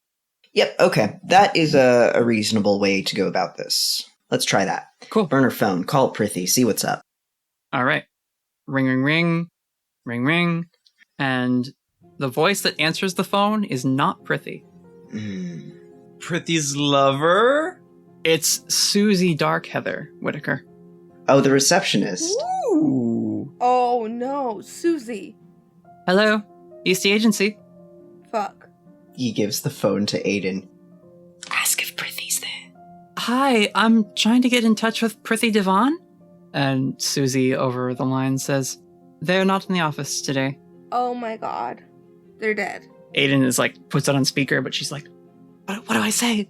I called Prithee's home. It's their cell phone, but it's tied to their work. Gotcha. Ask when they'll be back. Ask if there's a better time to call them. Do you know when they'll be getting in? And Susie, on the other line, says, Prithee Divan has been temporarily put on a leave of absence, pending investigation. Who's calling? You sound familiar. Oh no! No. I hate this. Aiden hangs up and hands the phone back to you, Whitaker. Shit. Don't you know her? It sounded like the secretary, or the person that we met. I know, I didn't... I mean, it's the burner phone. I don't want the agency to know I'm calling. And I think I'm the only British person Susie knows, so as soon as you hear my voice, it's like, I mean, yeah, it's kind of obvious. Sorry to put you on the spot like that, Aiden. It's okay. I hope I didn't mess that up. No, you're fine. You're fine. Fuck, this is so bad. This is so bad. Oh no! Do you Fuck. know Prithy's, personal phone number? That was Prithy's personal phone number. Oh, okay. Could you call one of your other friends? Can Raven pop on her blog and see if she can, private message Prithy? Subtlety Rex. Oh, message Subtle T-Rex on the forums? Yeah. You can send a message, sure. All right. Raven's gonna let Whitaker and Aiden know that that's what she's doing, just for, full transparency. She's gonna keep it really vague, though, just in case someone else reads it. I think she's gonna type, hey, how's it going? Not even using Prithy's name, or, it's me, just hey, what's up? Okay. Just to see if it even comes up that, Prithy reads it or anything.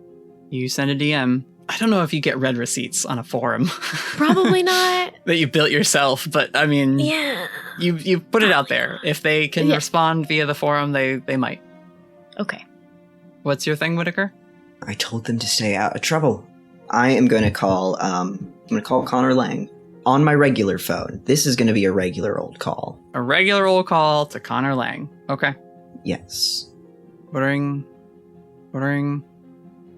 Hello, East the agency. It's Susie again. Hey, it's Whitaker calling. Is Connor around? Hi, Whitaker. Good to hear your voice. Connor is on assignment. On assignment? Is there a reason he doesn't have his phone with him? He's deep undercover.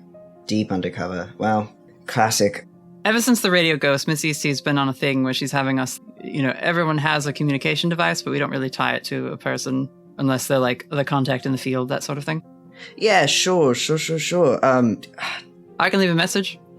Yeah, just have him, just tell him to call me back at some point as soon as he, gets around to it. Okay, I think he's in, South America or something like that. I don't know when he'll be back. South America? Good lord. Yeah. Fair enough. Alternatively, are any of the Ramos twins around? Marissa or Tomas? No. I mean, I can just call them too. I don't know if they're also on assignment.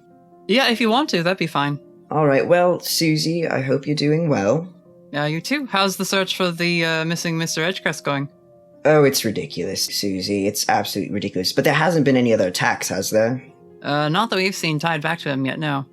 I just know Miss Eastie's, Oh, I'm sure everybody's working their butt off. Yeah, God. She hasn't sent anyone else, has she? I'm thinking of asking her for a bit of assistance at some point. As far as I know, you're the agent assigned. Alright. Well, actually, could you give me a list of who's available so I could see who's around to help me out in case I do need it? Who's not on assignment right now? I'd have to look up a list and I could email it to you. There's a lot of agents, a lot of pans in the fire. People you hang out with? I think Gimmer's around, but I don't... People I've worked with before, yeah. But no, don't worry about it. I can get it from Miss Eastie myself, that's fine. Okay. Have a good one, Susie. Take care. Good luck out there. Good luck. Hangs up.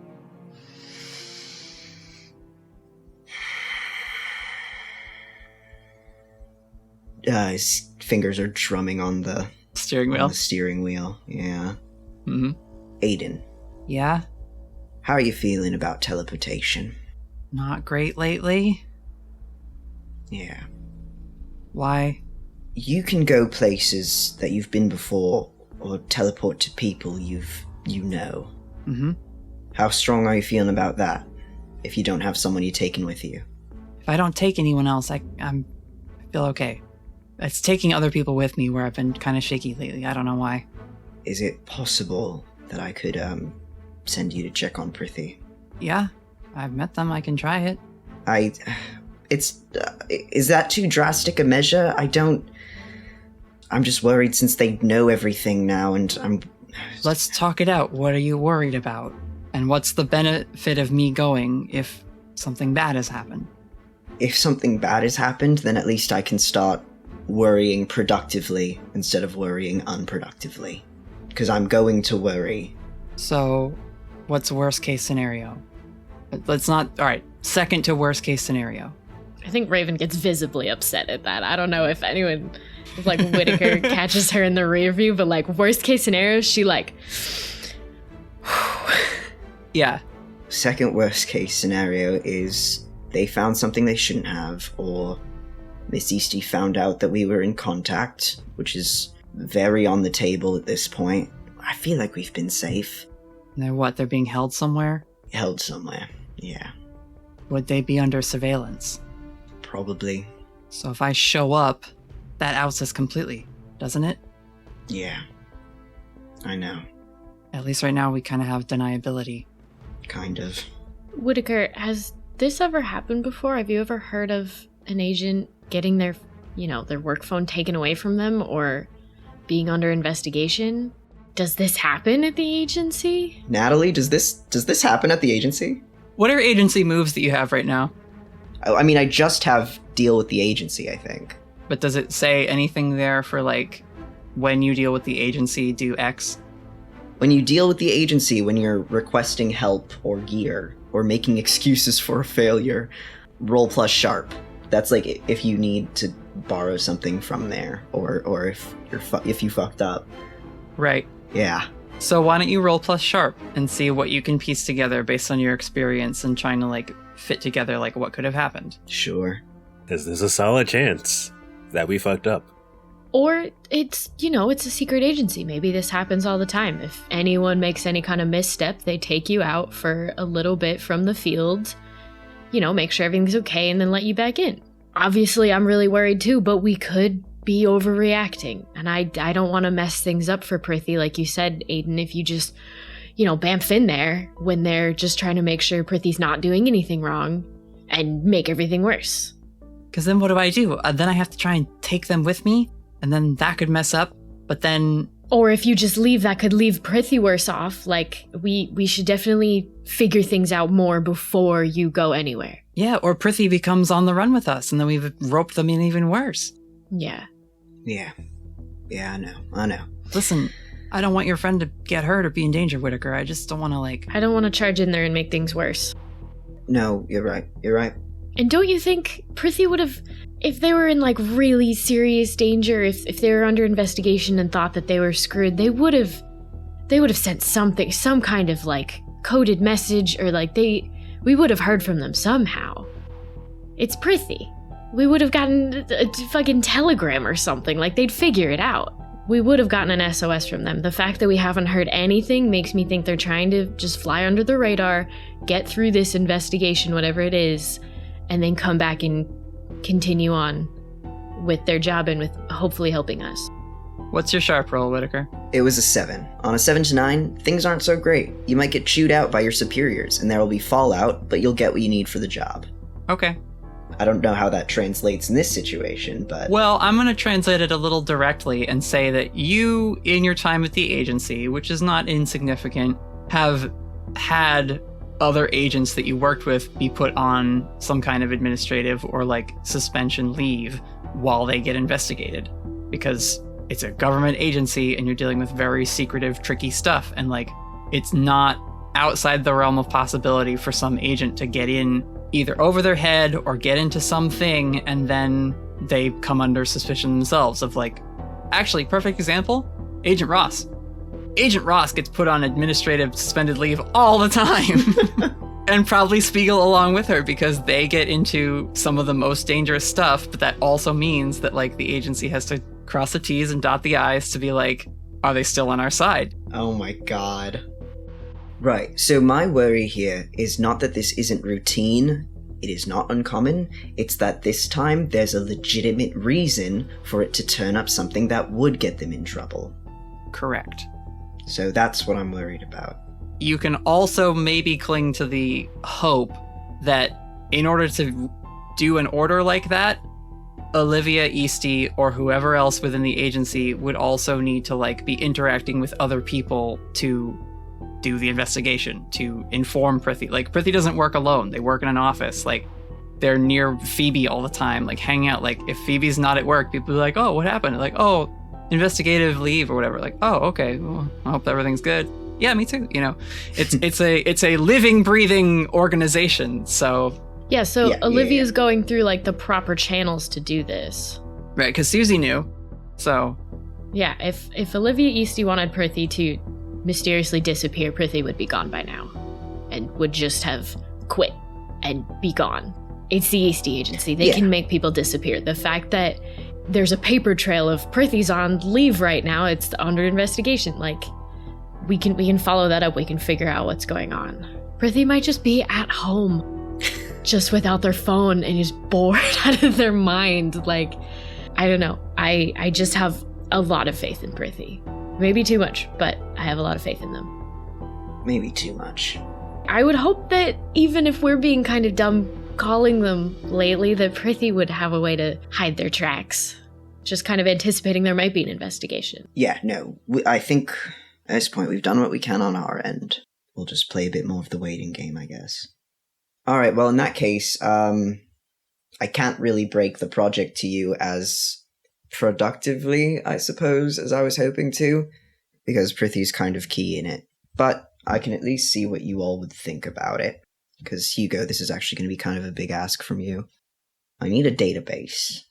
I need a proper database, right? Because there's a lot of manipulated information in the Eastie system right now. A lot of missing information.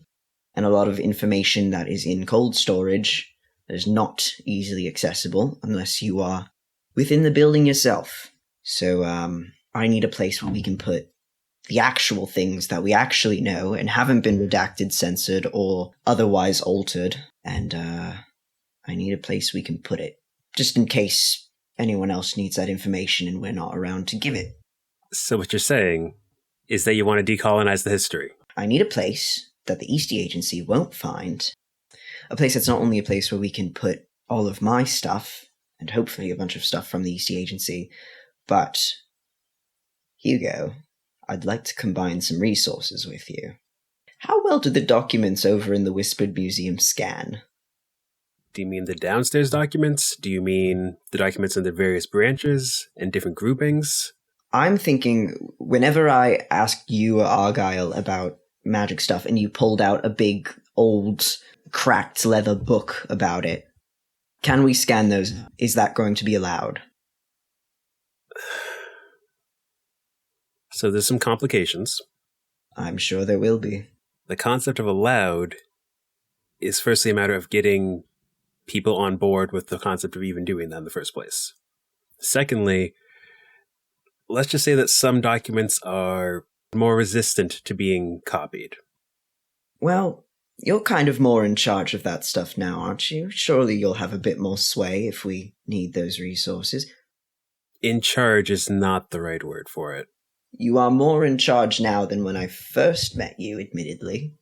Also, those documents aren't just ours. I will say, though, if I can make a recommendation. Yes. We may want to ask Felicity about getting Mira's help. Because for as much information as you get, if you want to make sure that the powers that be that we have to deal with in our lives can't get to it, what better place to store stuff than a haven? Now that's an idea. And that one we would not need Prithee for. Oh no, we need Prithee for that anyway. For storing information in Mira's haven. For storing information in a categorized manner that we'll be able to reference later on without getting ourselves confused. I don't know if you've looked at those tomes. Those things, they make my head spin sometimes. I do think between you and Raven who runs an entire website dedicated to sorting information on this sort of thing, we might make some headway. I will say that also, if you want to do this right, we're going to need Aiden's input on things, and we're going to need Damien's input on things too. Because I know for a fact that the Whispered Archives are biased in their own ways. I'm happy to help, whatever I can do to clear things up or correct mistakes?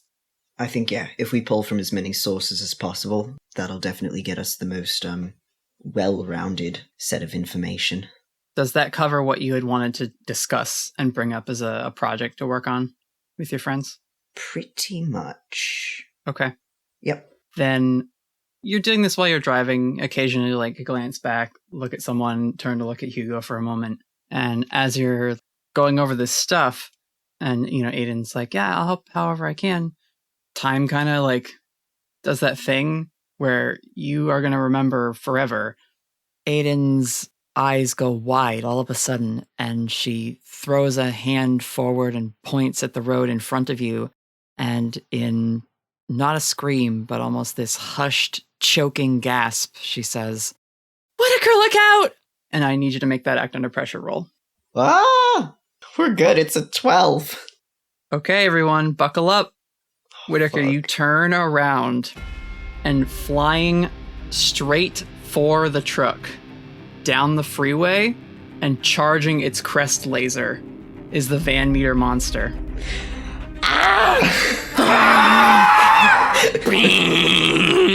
Death laser, like ruining pavement, just like scraping and cutting through asphalt, and your 12 act under pressure allows you to swerve out of the way as this thing banks and takes off up into the sky, and you swerve around this attack.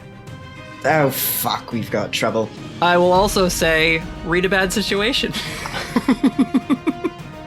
All of us? I'm going to have Whittaker do it. Okay. It's important that he do it because he's driving. It's 9. Can anyone help and bring him up to a 10? If you want to, yeah. This is definitely a thing you could help with. Yes, go for it. I would like to help out. I don't in this moment know how Raven will help out in this particular situation. I mean, you're going to be glancing around, looking around, being like, what the heck was that? All right. Well, I can ask one question now. Yes. And you might get a second one if you want. Yeah. I dropped a dice on the floor and it rolled really well, but I'm not going to count it. Oh. Dang it.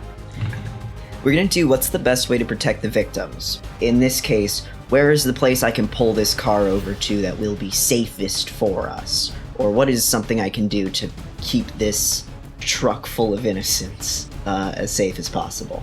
What did you get on your help out roll, Raven? 9. Okay. Your help grants them +1, but you expose yourself to trouble or danger.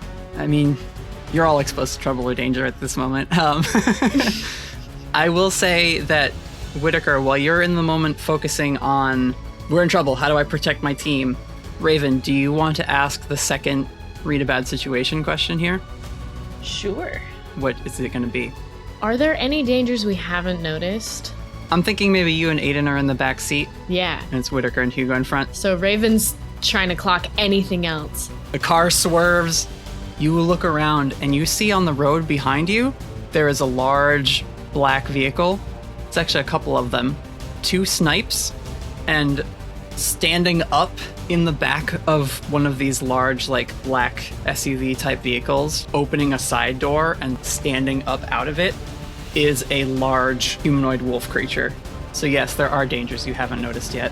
Raven's gonna, like, pop between the seats to be next to Whittaker and be like, you need to drive. They're coming behind us. We have to go. Whittaker floors it. You are being followed. Drive is the best way to protect the victims right now. Yep, pedal to the metal. We're doing a chase scene, y'all.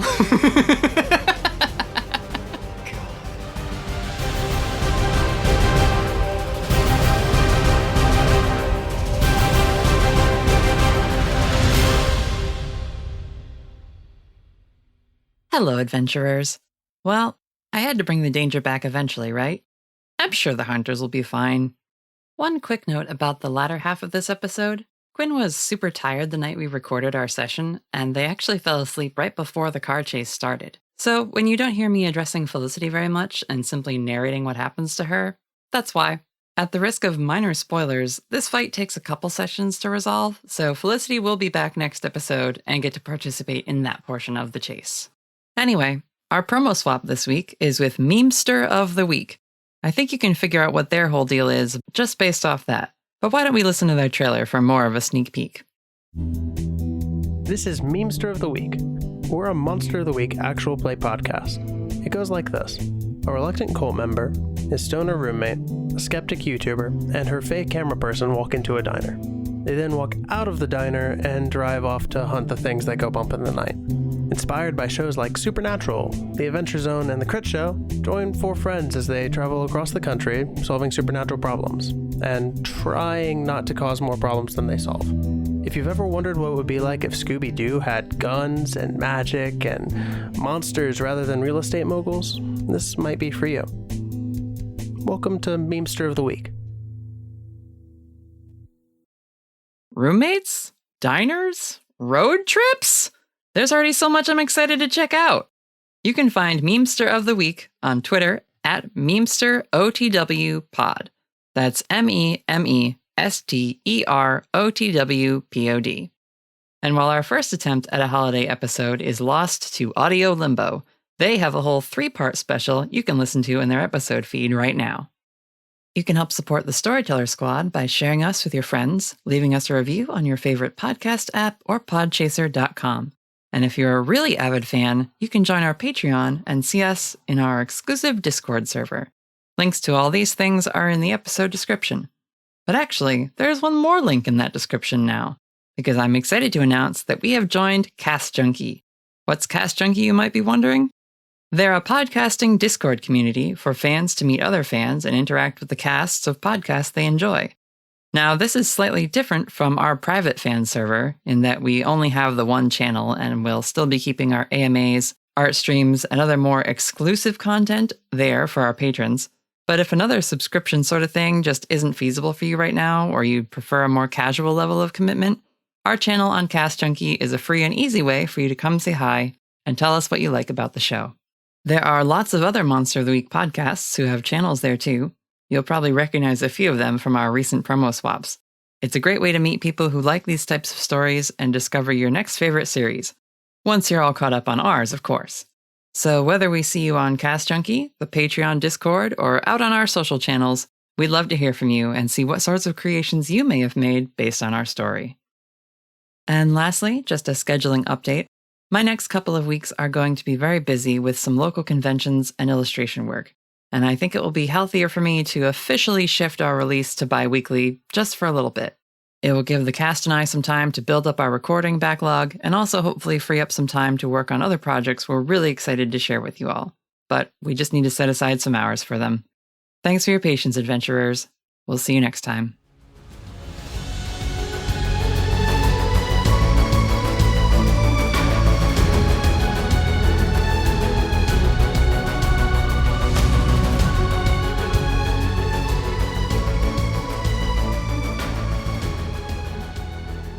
So, Damien, you are in the cleaning supplies cabinet in the trailer when all of a sudden the trailer lurches to the side and you get spat out the covered doors.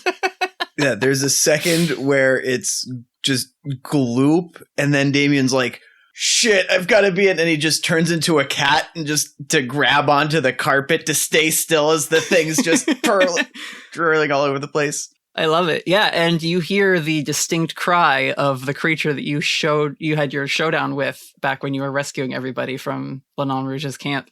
I will also say, Felicity, you feel the lurch as well, just so you're aware. Ray kind of starts up in the bed and is like, whoa, what was that? But I want to stick with the people in the truck for a minute. What do you do, hunters? Yo, I'm about to take on Van Meter round 2. Aiden, take the wheel. You want her to climb into the front seat? Hugo, take the... That's right, Hugo's next to me. Hugo, take the wheel. Next to you. As Hugo's leaning over to grab the abandoned steering wheel, Whitaker's leaning over, opening glove compartment, gun, roll down window. Yep. Fucking firing, bitch. Like a badass. Are you gonna just lean back and just fire some shots, or who are you firing at? Oh, that's right. We have a whole fucking trailer behind this goddamn truck. You have a whole trailer behind you. And you have mirrors on your car to be able to see what's in the rear view, but you kind of just see this dark SUV shape. It does that thing, right, where you see it briefly in the mirror and then it behind the trailer and out of sight as they pull into your blind spot. All right, I'm driving. Hugo, never mind. I'm taking the wheel back. the laser is being fired in front of you, and you are now having to like swerve over large divots and breaks in the road as it is torn apart. I need someone taking out that now. Raven, Hugo, I don't care. Now. What are you doing, hunters? Let's go. Oh, God. Damien's gonna gloop through the floor. You are going to phase through the bottom of the trailer? Yes. But as he, like, gloops, he's facing the back, so he sees, like, the wolf guy. Okay. So he's like, oh, nope, that's a priority. So then he hits the ground and then gloops up to it. Or is that too much? I don't want to direct you on what to do, but I will say that Whitaker has sped up, and you are now maybe going 80, 90 miles an hour, and if you drop, you're going to be on the pavement and they will be gone. And you might have a second as it drives over you, or hits you and splats you all over its grill, you know what I mean? Like, you might want to approach this in a slightly different way. Definitely phase through something if you want to get outside and, like, start fighting, but maybe don't just, like, abandon ship, I guess is my, like, advice here. Yeah. So in that case, Cat climb up to the top and then turn into a bird to get a lock on it and then to fly after it. Yeah, I mean, you could literally just open like a skylight or something and crawl through it. Yeah. Or phase through it, really, even, because you don't have to, you know. Just run towards the wall and just whoop. Okay. Or dive back into the sink, but instead of staying under the sink, going through the sink wall on the other side. Just out the trailer as a bird? Yes. Sure. So as you dive through cabinets as Cat, a little green bird like flutters out of the trailer and you soar up into the sky. And with a quick look around, Damien, you can see Van Meter is like swooping all over ahead, firing lasers down at the truck, which Whitaker is like serpentine zigzag driving to try and avoid getting hit. And you can see these other vehicles that are getting closer and closer to the back of the trailer, and there's that wolf creature. Looks like it's getting ready to like pounce onto the back door or something. Or like up so it can crawl on the roof or something. Gotcha. Oh. I think he's angry at Van Meter, and he trusts that a wolf monster on the vehicles will be dealt with because that's where the party is. They can take down a single guy jumping onto the trailer. So he's going to head up towards Van Meter. It's interesting you say single guy because that other convertible, the top gets like torn away because of wind resistance, but another like dude who's starting to look hairy stands up in the back of this like convertible, more like a four-door sedan type car, and is also like into some sort of canine humanoid. Yeah, they've got ranged attacks. They can shoot the wolf creature, guys. Yep, I'm just adding narration as people discover things out in the scene. It's so good, thank you. What are people doing? Raven's gonna pull a card. Okay, roll your dice. That's a 9. Okay. Aiden sees you fumbling for your deck, and she puts a hand on your shoulder, and she's gonna use her soothe ability to help you out to try and get you to a 10. Yes. That is a 9. On a 9, your help grants them +1. And again, she will expose herself to trouble or danger. So I am going to interpret this and your mixed success on the help out roll, Raven, as holds that I, the keeper, am going to use against you and Aiden in this fight at some point. Yep. But you get a 10 now, making your card draw a full success as she looks at you, glances at like Whitaker and Hugo, who are now both like getting ready to go. And she's like, we got this. We're going to be okay. We got this. So, full success. Roll your d4 to pick the suit, and then a d10 to pick the card. That's a 3. The third suit, which is... It's the wind suit. That's a 5. 5. Ooh. Was that a good ooh or a bad ooh? Do you have your document up? Yes. You pulled the defeat card. Which, as we all know, in tarot, that can have 2 meanings. Yes. Oh, wait. Okay, I got really nervous, but this could be very cool. Yes, it could be. This could be very, very, very cool. I'm really excited. Oh, this is so good. Yep. You pull defeat. Your card starts to glow. At the same time, Aiden is turning to, like, open the side door, and you see her wings starting to grow out from behind her. And when they first appear, they are like golden and bright. And so when you pull the defeat card, which is the moth spirit, Fuck! you hear a voice in your head that goes, Wow, that light! It's the most beautiful thing I've ever seen! Yes! Raven, because this is fun and on theme, that the bumblebee gives you armor, the moth spirit is also going to be one where you get your magical girl transformation ability. Yes! Rather than armor, this is going to manifest much more like a sorcerer supreme, but like tattered moth wings as the cloak and like, you know, wrapped bandages and like wrappings that are all just like moth-eaten cloth wrapped around you and like sort of a big like... Does she get a big scarf? You know how it's like puffy and like fluffy around the neck? Yeah, it's like all fluffy collar with like a long cape that kind of has the pattern of moth wings on it. And the cape itself can at certain points be a like cape that is just like fluttering, and at other times it is full on just moth wings that lets you fly. And yeah, I mean, just for like the fun aesthetic, like the ties that like hold your hair buns up turn into like little bits, and then it's like, you know, moth antenna. Right. And yeah, Aiden, you know, has the door open. She's just holding on to like the oh shit handle in the car. Yes. And like good. standing back, her wings are out. She's getting ready to take off. And she says, Whittaker, they're gonna climb on the trailer! I need you out there now. Make sure Felicity and Ray are okay. If they stay inside, they'll be fine. And she's gonna leap out and take up into the air flying. And Raven, the moth spirit, is like, No way, don't go! Quick, follow that light! and you feel yourself like pulled out after Aiden. And you don't get a chance to like confer with Whittaker. It's just like follows her immediately. Oh, she wasn't going to. I think it's partially the spirit pulling her out and partially Raven being like, all right, let's go, and just leaping. She's like letting it take her, and she's going. Yeah, so out the side of the Whittaker truck as it speeds forward, and we get like a nice low camera angle, right? Aiden out into the sky, and then Raven just covered in this swirling, tattered cloak that kind of leaves behind like little moth scales every time you move. Just like swirls out and follows after. Yes! Raven does try to kick the door closed on her way out, just for the sake of the people left in the car. Cool. Damien is in a blind rage at the Van Meter monster. So when they fly out, you guys hear like the infernal gurgle going up top. So you're like, oh, okay, that's where Damien's going. Yeah, I think it's fair for them to be like, they see a green thing going up towards the dinosaur and be like, Damien, okay.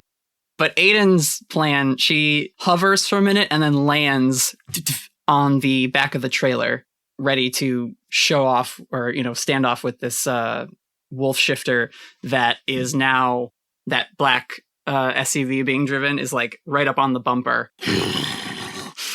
and is going to leap to get onto the trailer and kind of sinks big claws into the back wall and is clinging now to the back of the trailer.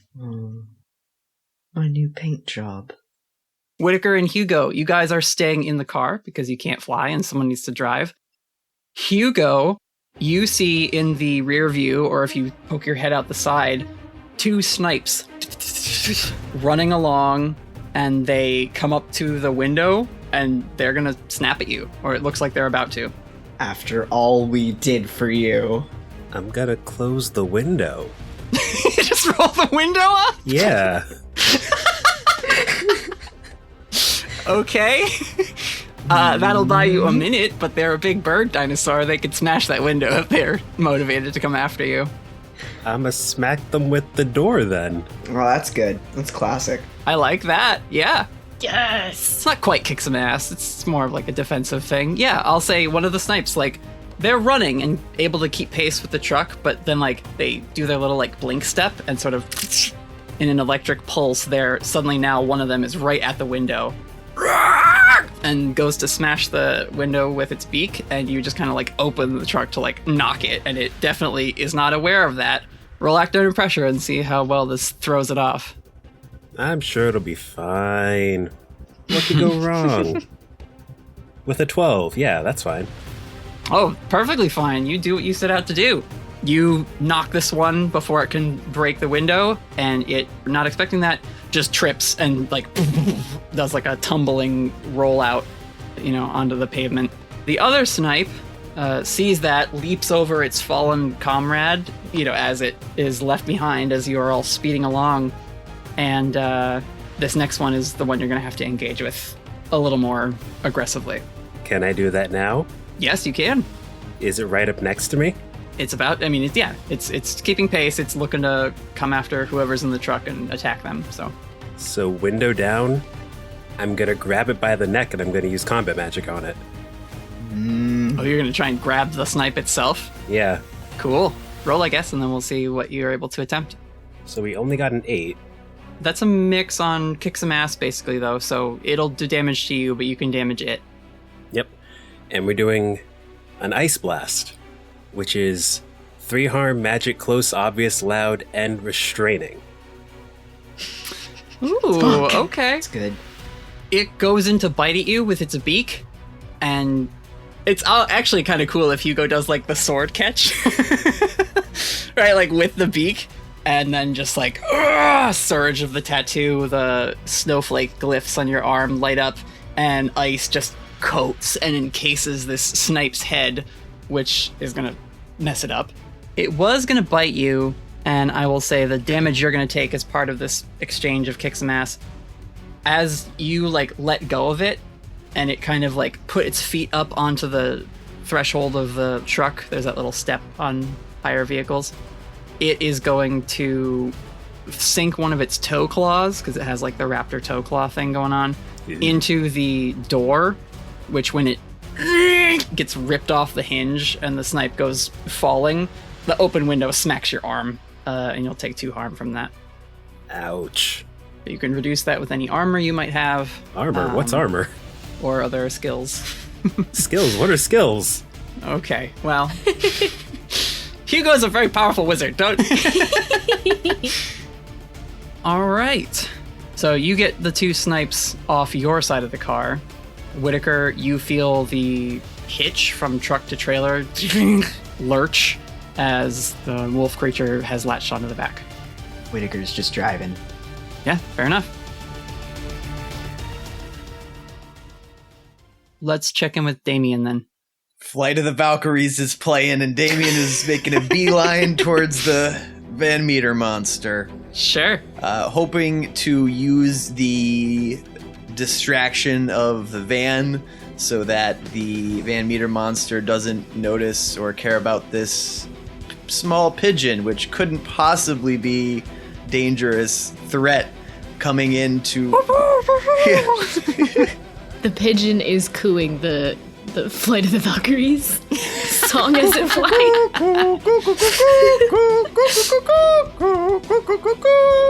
Yeah, what are you attempting? The Van Meter is definitely focused on the truck, and it continues to, like, rain down laser blasts from its crest and keep pace from a ways up in the air. So my plan is to do this in a way that will prevent Damien from getting lasered, and I think it'll still work mechanically for you to smack me. If he flies up and gets behind the head and latches on, he can, slowly life drain, but also it can definitely scratch at him with the wing claws, or maybe even with its feet if it twists its neck around. Maybe. So you're going to try and land on the creature itself and attack it? Yes. Try to get behind the laser part of it. All right. Act under pressure to try and keep pace with this much larger flying creature, and then, attach yourself to it. Oh, just made the 10. You do what you set out to do. So now you can fight this thing. Kick some ass. Perfect. Come on. Don't need to fail now. 8 plus 2 is 10.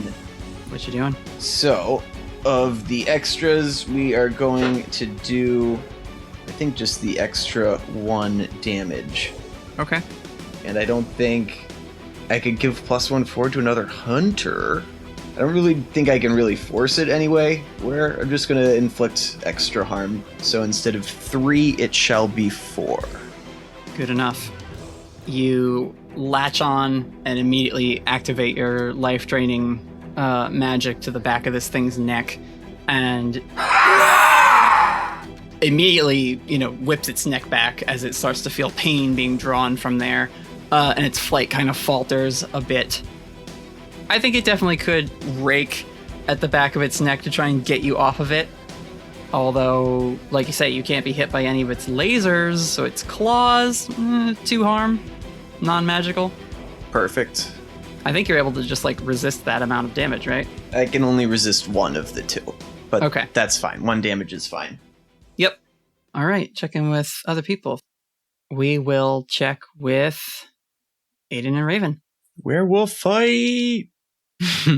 Have we seen these kinds of werewolves before?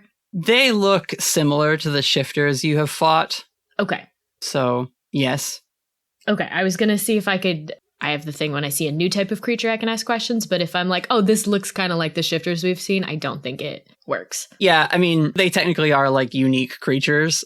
And I will say that the second shifter creature, the one that's not on the back of the trailer, the one that's in the back of that convertible car, they look less wolf-like and more kind of just like a dog person. Okay.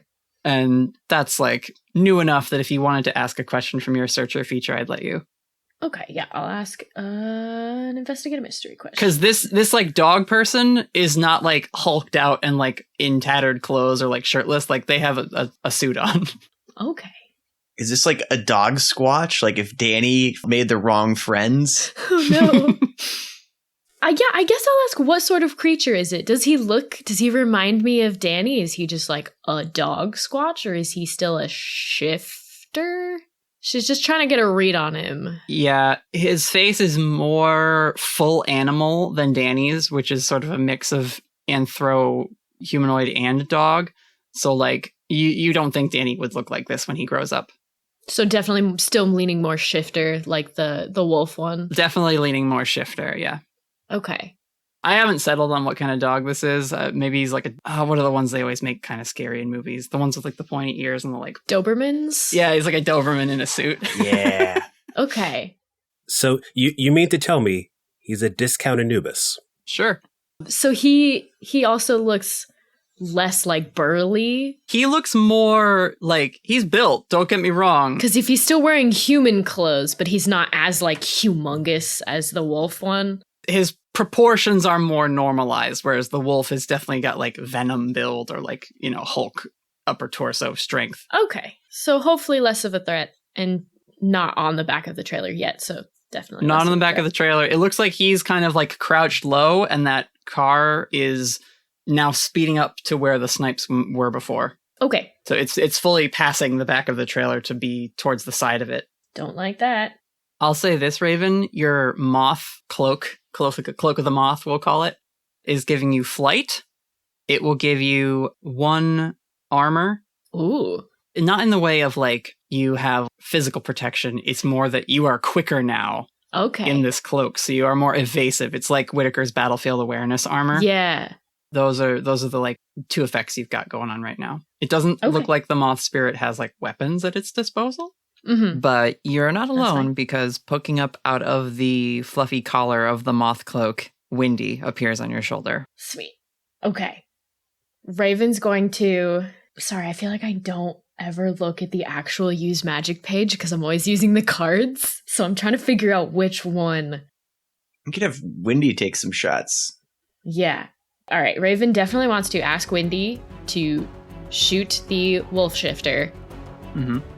Hopefully to hit him hard enough or blast him to push him off the back of the trailer. I don't know how good his grip is, but that's her intention of can you hit him and push him back? It seems like you're trying to bar a specific place. That's the one I was looking at. I was gonna try and do a 2, Windy gets him off the trailer, and then Raven wants to try and use that magic to somehow stop them from touching the trailer and the truck, so they can't get in. I don't know if that's too much to do in one turn. They're kind of two separate effects, right? One is more of a, like, get off, and then the other one is, like, I'm going to slap down some runes of, like, no, you can't enter. Okay. So I would say pick one or the other. All right, we'll go with the getting him off the trailer first. Okay, roll use magic. That is her plan for the next chance she gets, once he gets off the trailer. So that's a 13 total. Is magic advanced for you? No, why would it be? Why would I choose something smart for my advanced move? Come on.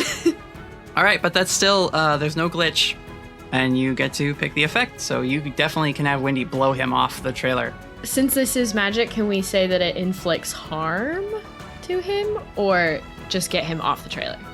I think when he hits the ground at 80 miles an hour, that'll be enough harm. That is kind of what I'm thinking, is that your magic is not quite doing damage to him, but definitely he will take a little bit of harm from the road burn he's about to get. So, yeah, Windy takes a shot and fires one of their quills, which becomes this, like, swirling wind force and pushes and blows at the wolf creature, and his claws slowly... and he's just blown off the back of the trailer and hits the asphalt hard, doubles back, rolls.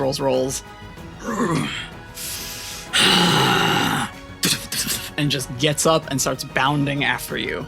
He will definitely take some harm from hitting the road at 80 miles an hour. Mm-hmm. That's gonna leave a mark. Yeah, but you see, as he's, like, getting up, his, like, shoulder is a little out of whack, and he just, like, forces it back into place and then takes off after you. Ugh. Yeah. You will recall that shifters have a healing factor. Shit. Aiden's kind of just like, nice moves! But she has, like, nobody to fight. Raven will call out, we gotta watch out for the dog one in the suit. I think he's heading towards the truck. Right. So she'll turn from where she was about to engage on the roof of the trailer. Aiden will...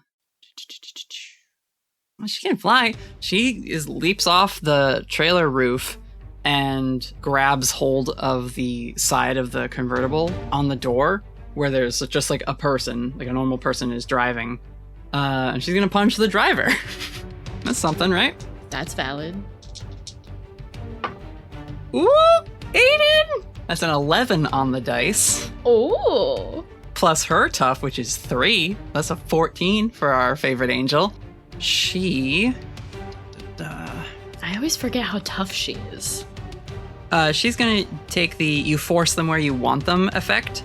So she will be doing harm, which is for her, she's got a smite effect. Your body always count as a weakness against the monsters you fight. Your unarmed attacks are 2 harm, intimate, hand, messy. Well, this won't be a weakness because they're just a normal person. She will deck them for 2 harm, which, again, they're going to, like... And the car kind of spins out and, like, down into a ditch. But, you know, she's an angel. She's still not trying to kill anybody.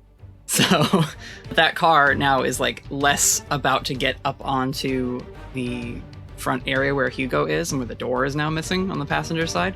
But the Discount Anubis, he sees what's going on and is going to step up onto the side of the car and leap. And he will also... And he's, like, holding on to one of the window frames of the trailer and, like, flapping against the side of it. But he's on the trailer.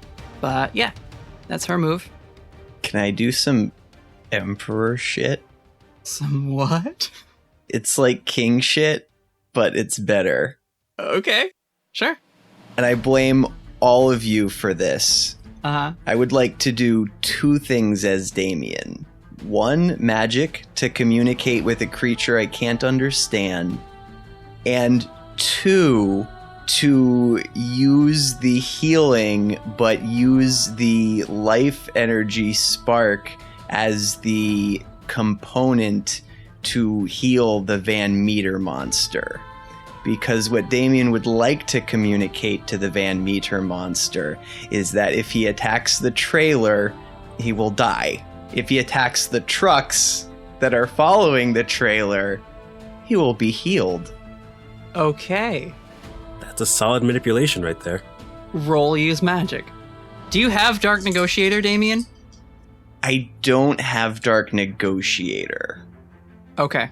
So that's why I was can't manipulate it, but can explain my point and can back up my point. I was just checking. Go ahead and roll. That is a 9 for use magic. So a glitch, which you get to pick, happens, but you are able to communicate with the Van Meter monster briefly. Problematic side effect. Okay. What is it you're trying to say? Are you doing life drain right now? Are you also kicking ass and doing life drain in this moment? No. The plan was to communicate and heal. And heal. Okay, so you take that life essence you drained, you give back to Van Meter. Let me adjust their harm threshold.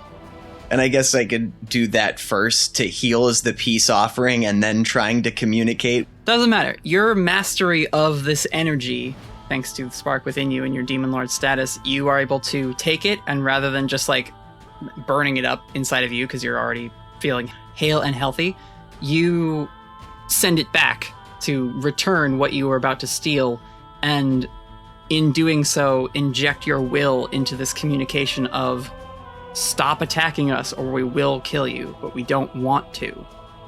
It like shakes, and you kind of flop over, so you're now like hanging on to the back of its neck, but like you're able to look into its eye, and you hear in your mind coming back through that connection, "Don't want to fight. Can't stop." And then you hear another voice in your head that says, "Get out of here, fucker!" And from the ground, people in the car just start firing at you from the black Jeep. Your problematic side effect is that whatever is making Van Meter come after you all knows that you're up there fucking with it. Fuck. There is the banish a spirit or curse, except that instead of targeting a demon, I would like to target the connection to banish the creature controlling this thing. Yeah. I'll let you try that. Go for it. This is a very clever tactic, Damien, I will say. I'm very impressed. Yeah, at first I was just gonna kill it, and then I was like, no, I've spent too much time with you nice, friendly people.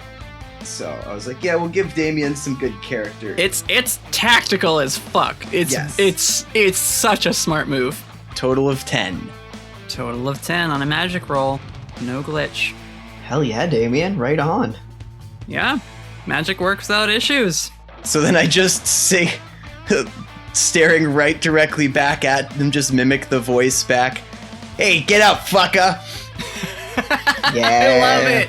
Yeah. You are a demon lord, Damien. You tell people what to do all the time. Your eyes glow green. Your charm magic works through this psychic connection. And in a brief moment, just a very quick flash of like you're in a plane, just a white blank plane, and you see a woman in a white lab coat with a little doll of the Van Meter monster like in her clutches. And in this moment, in this like psychic exchange, you gloop over, grab the representation, and rip it out of her hands. And she just goes, "What? Oh, what the heck?" And is spun, flung out of this psychic space. And you hear, and the Van Meter monster just swoops completely straight upwards into the clouds with you clinging to its back. But you have freed it from the psychic manipulation of Puppet Master, who I can now reveal is a villain that is part of this exchange. Fuck, that was good. Yes! Demon Lord Damien Edgecrest, do not put things against his will. I think you mean Mike Smith. Agent Whitaker, the laser bolts which had been plaguing your, route to get away from the people pursuing you, stop. That's good. It's going to make driving a lot easier. He's still driving. So a lot easier to drive. I mean, do you want to attempt anything? Like, this is a car chase. You could pull off any sort of action movie, super spy car maneuver you want to try. I can't because I've got a trailer with 2 people in it. Yes, Whitaker, you have a trailer. I want to, my first thought was we ditched the trailer as soon as I realized it was weighing us down, because I would love to uncouple that thing and send it flying back there. Hugo, I need insurance that Felicity and Ray are out of the trailer as soon as possible. Can't promise you that. Promise me something. Hugo, you can, if you're looking out the door that got ripped off, you can see that Doberman shifter is now, like, slowly clawing his way towards the front car. Hugo takes off his seatbelt. All right, what are you doing? Hugo, there's a skylight on top of the trailer. I need you to get Ray and Felicity out of there as soon as possible. I guess we're going up. Godspeed. Okay. Action movie Hugo, act under pressure. If you're going to climb from the truck to the trailer at 80 miles an hour.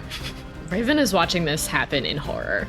Just floating as a little moth in a cape. Whitaker is ready to help out. It gets worse.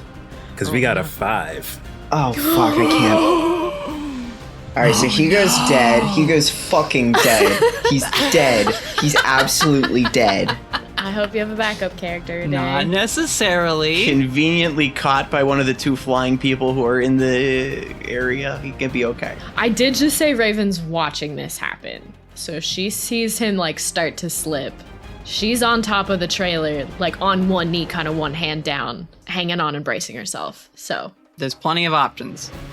Hugo, do you want to use a luck point to succeed? Nope. Okay. Raven, if you want to roll protect someone to protect Hugo from slipping, which is what's going to happen if he doesn't get help. I will do my darndest. That's an 11. Okay. My tough is 0. I rolled an 11. Very nice. I was gonna ask if being a moth gave me any bonuses, but I felt like I was being greedy because I already got armor and flight. Help out is not a thing that you have as advanced? I rolled to protect someone. Yeah, I'm reading what protect someone is for, and it's more for, like, stopping damage from, like, a monster attack. Oh. I'm wondering if help out is a better... Although those are two different stats, so... If we're doing help out, I have a +1 in cool, which gives me a 12. And that is the only move that I have advanced in. Is it really? Yes! Absolutely, it's help out. Oh my god. Finally! Firing on all cylinders tonight. That is brilliant. Hell yeah. Okay. You see Hugo climbing on the thing and you're like, that's not a safe idea. You can't fly. Yeah, so you fly over to help Hugo. Hugo, you're a pretty fit dude, but this is dangerous and you just happen to slip. But you feel behind you, someone catches you.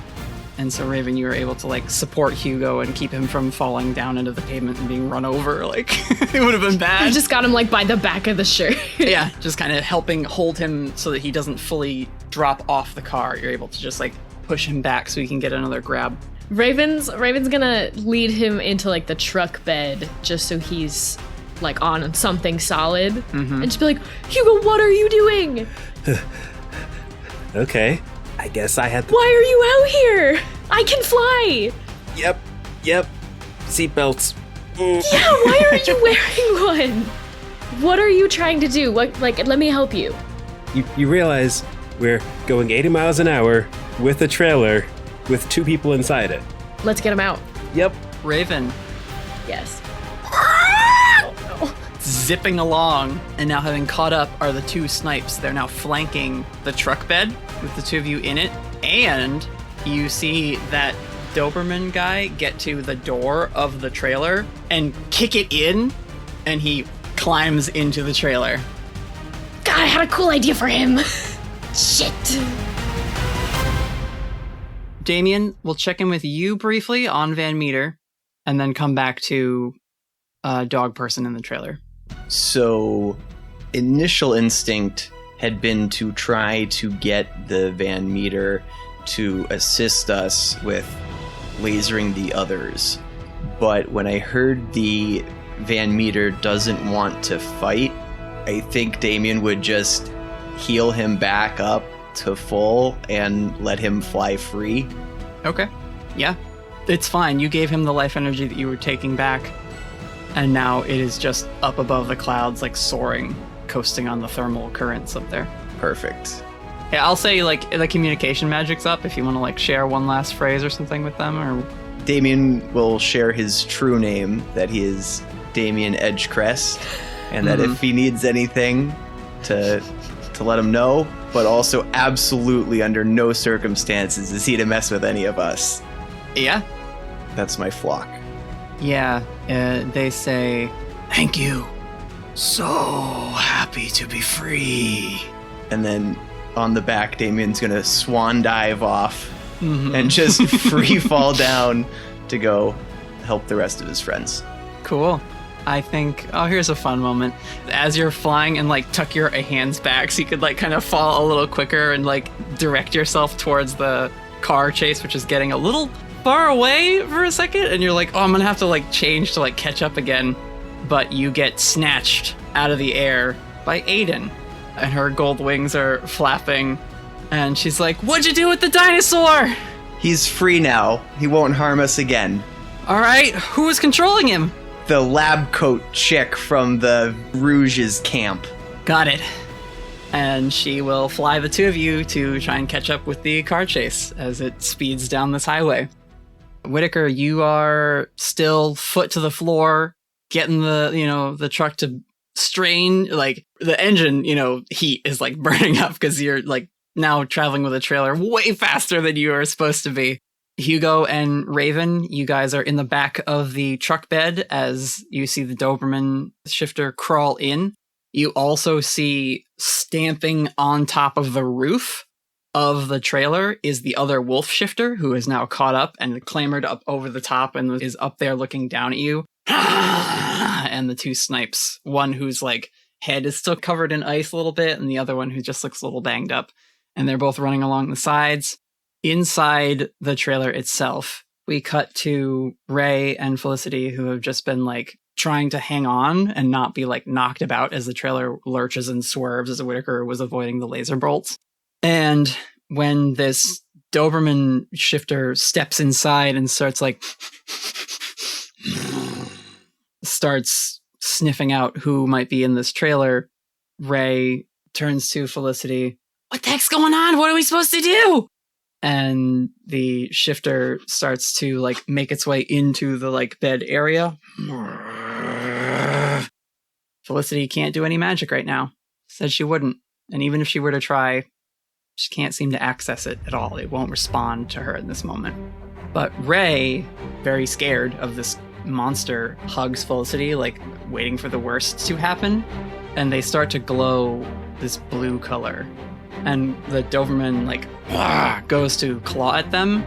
And we just cut to a scene of a different part of the trailer, and the Doberman is blasted back by what looks like this ghostly blue fire. And Felicity sees as Ray steps out of that doorway, and they are no longer even humanoid looking. Their entire head just looks like this swirl of blue flame with these two very bright white orbs in it.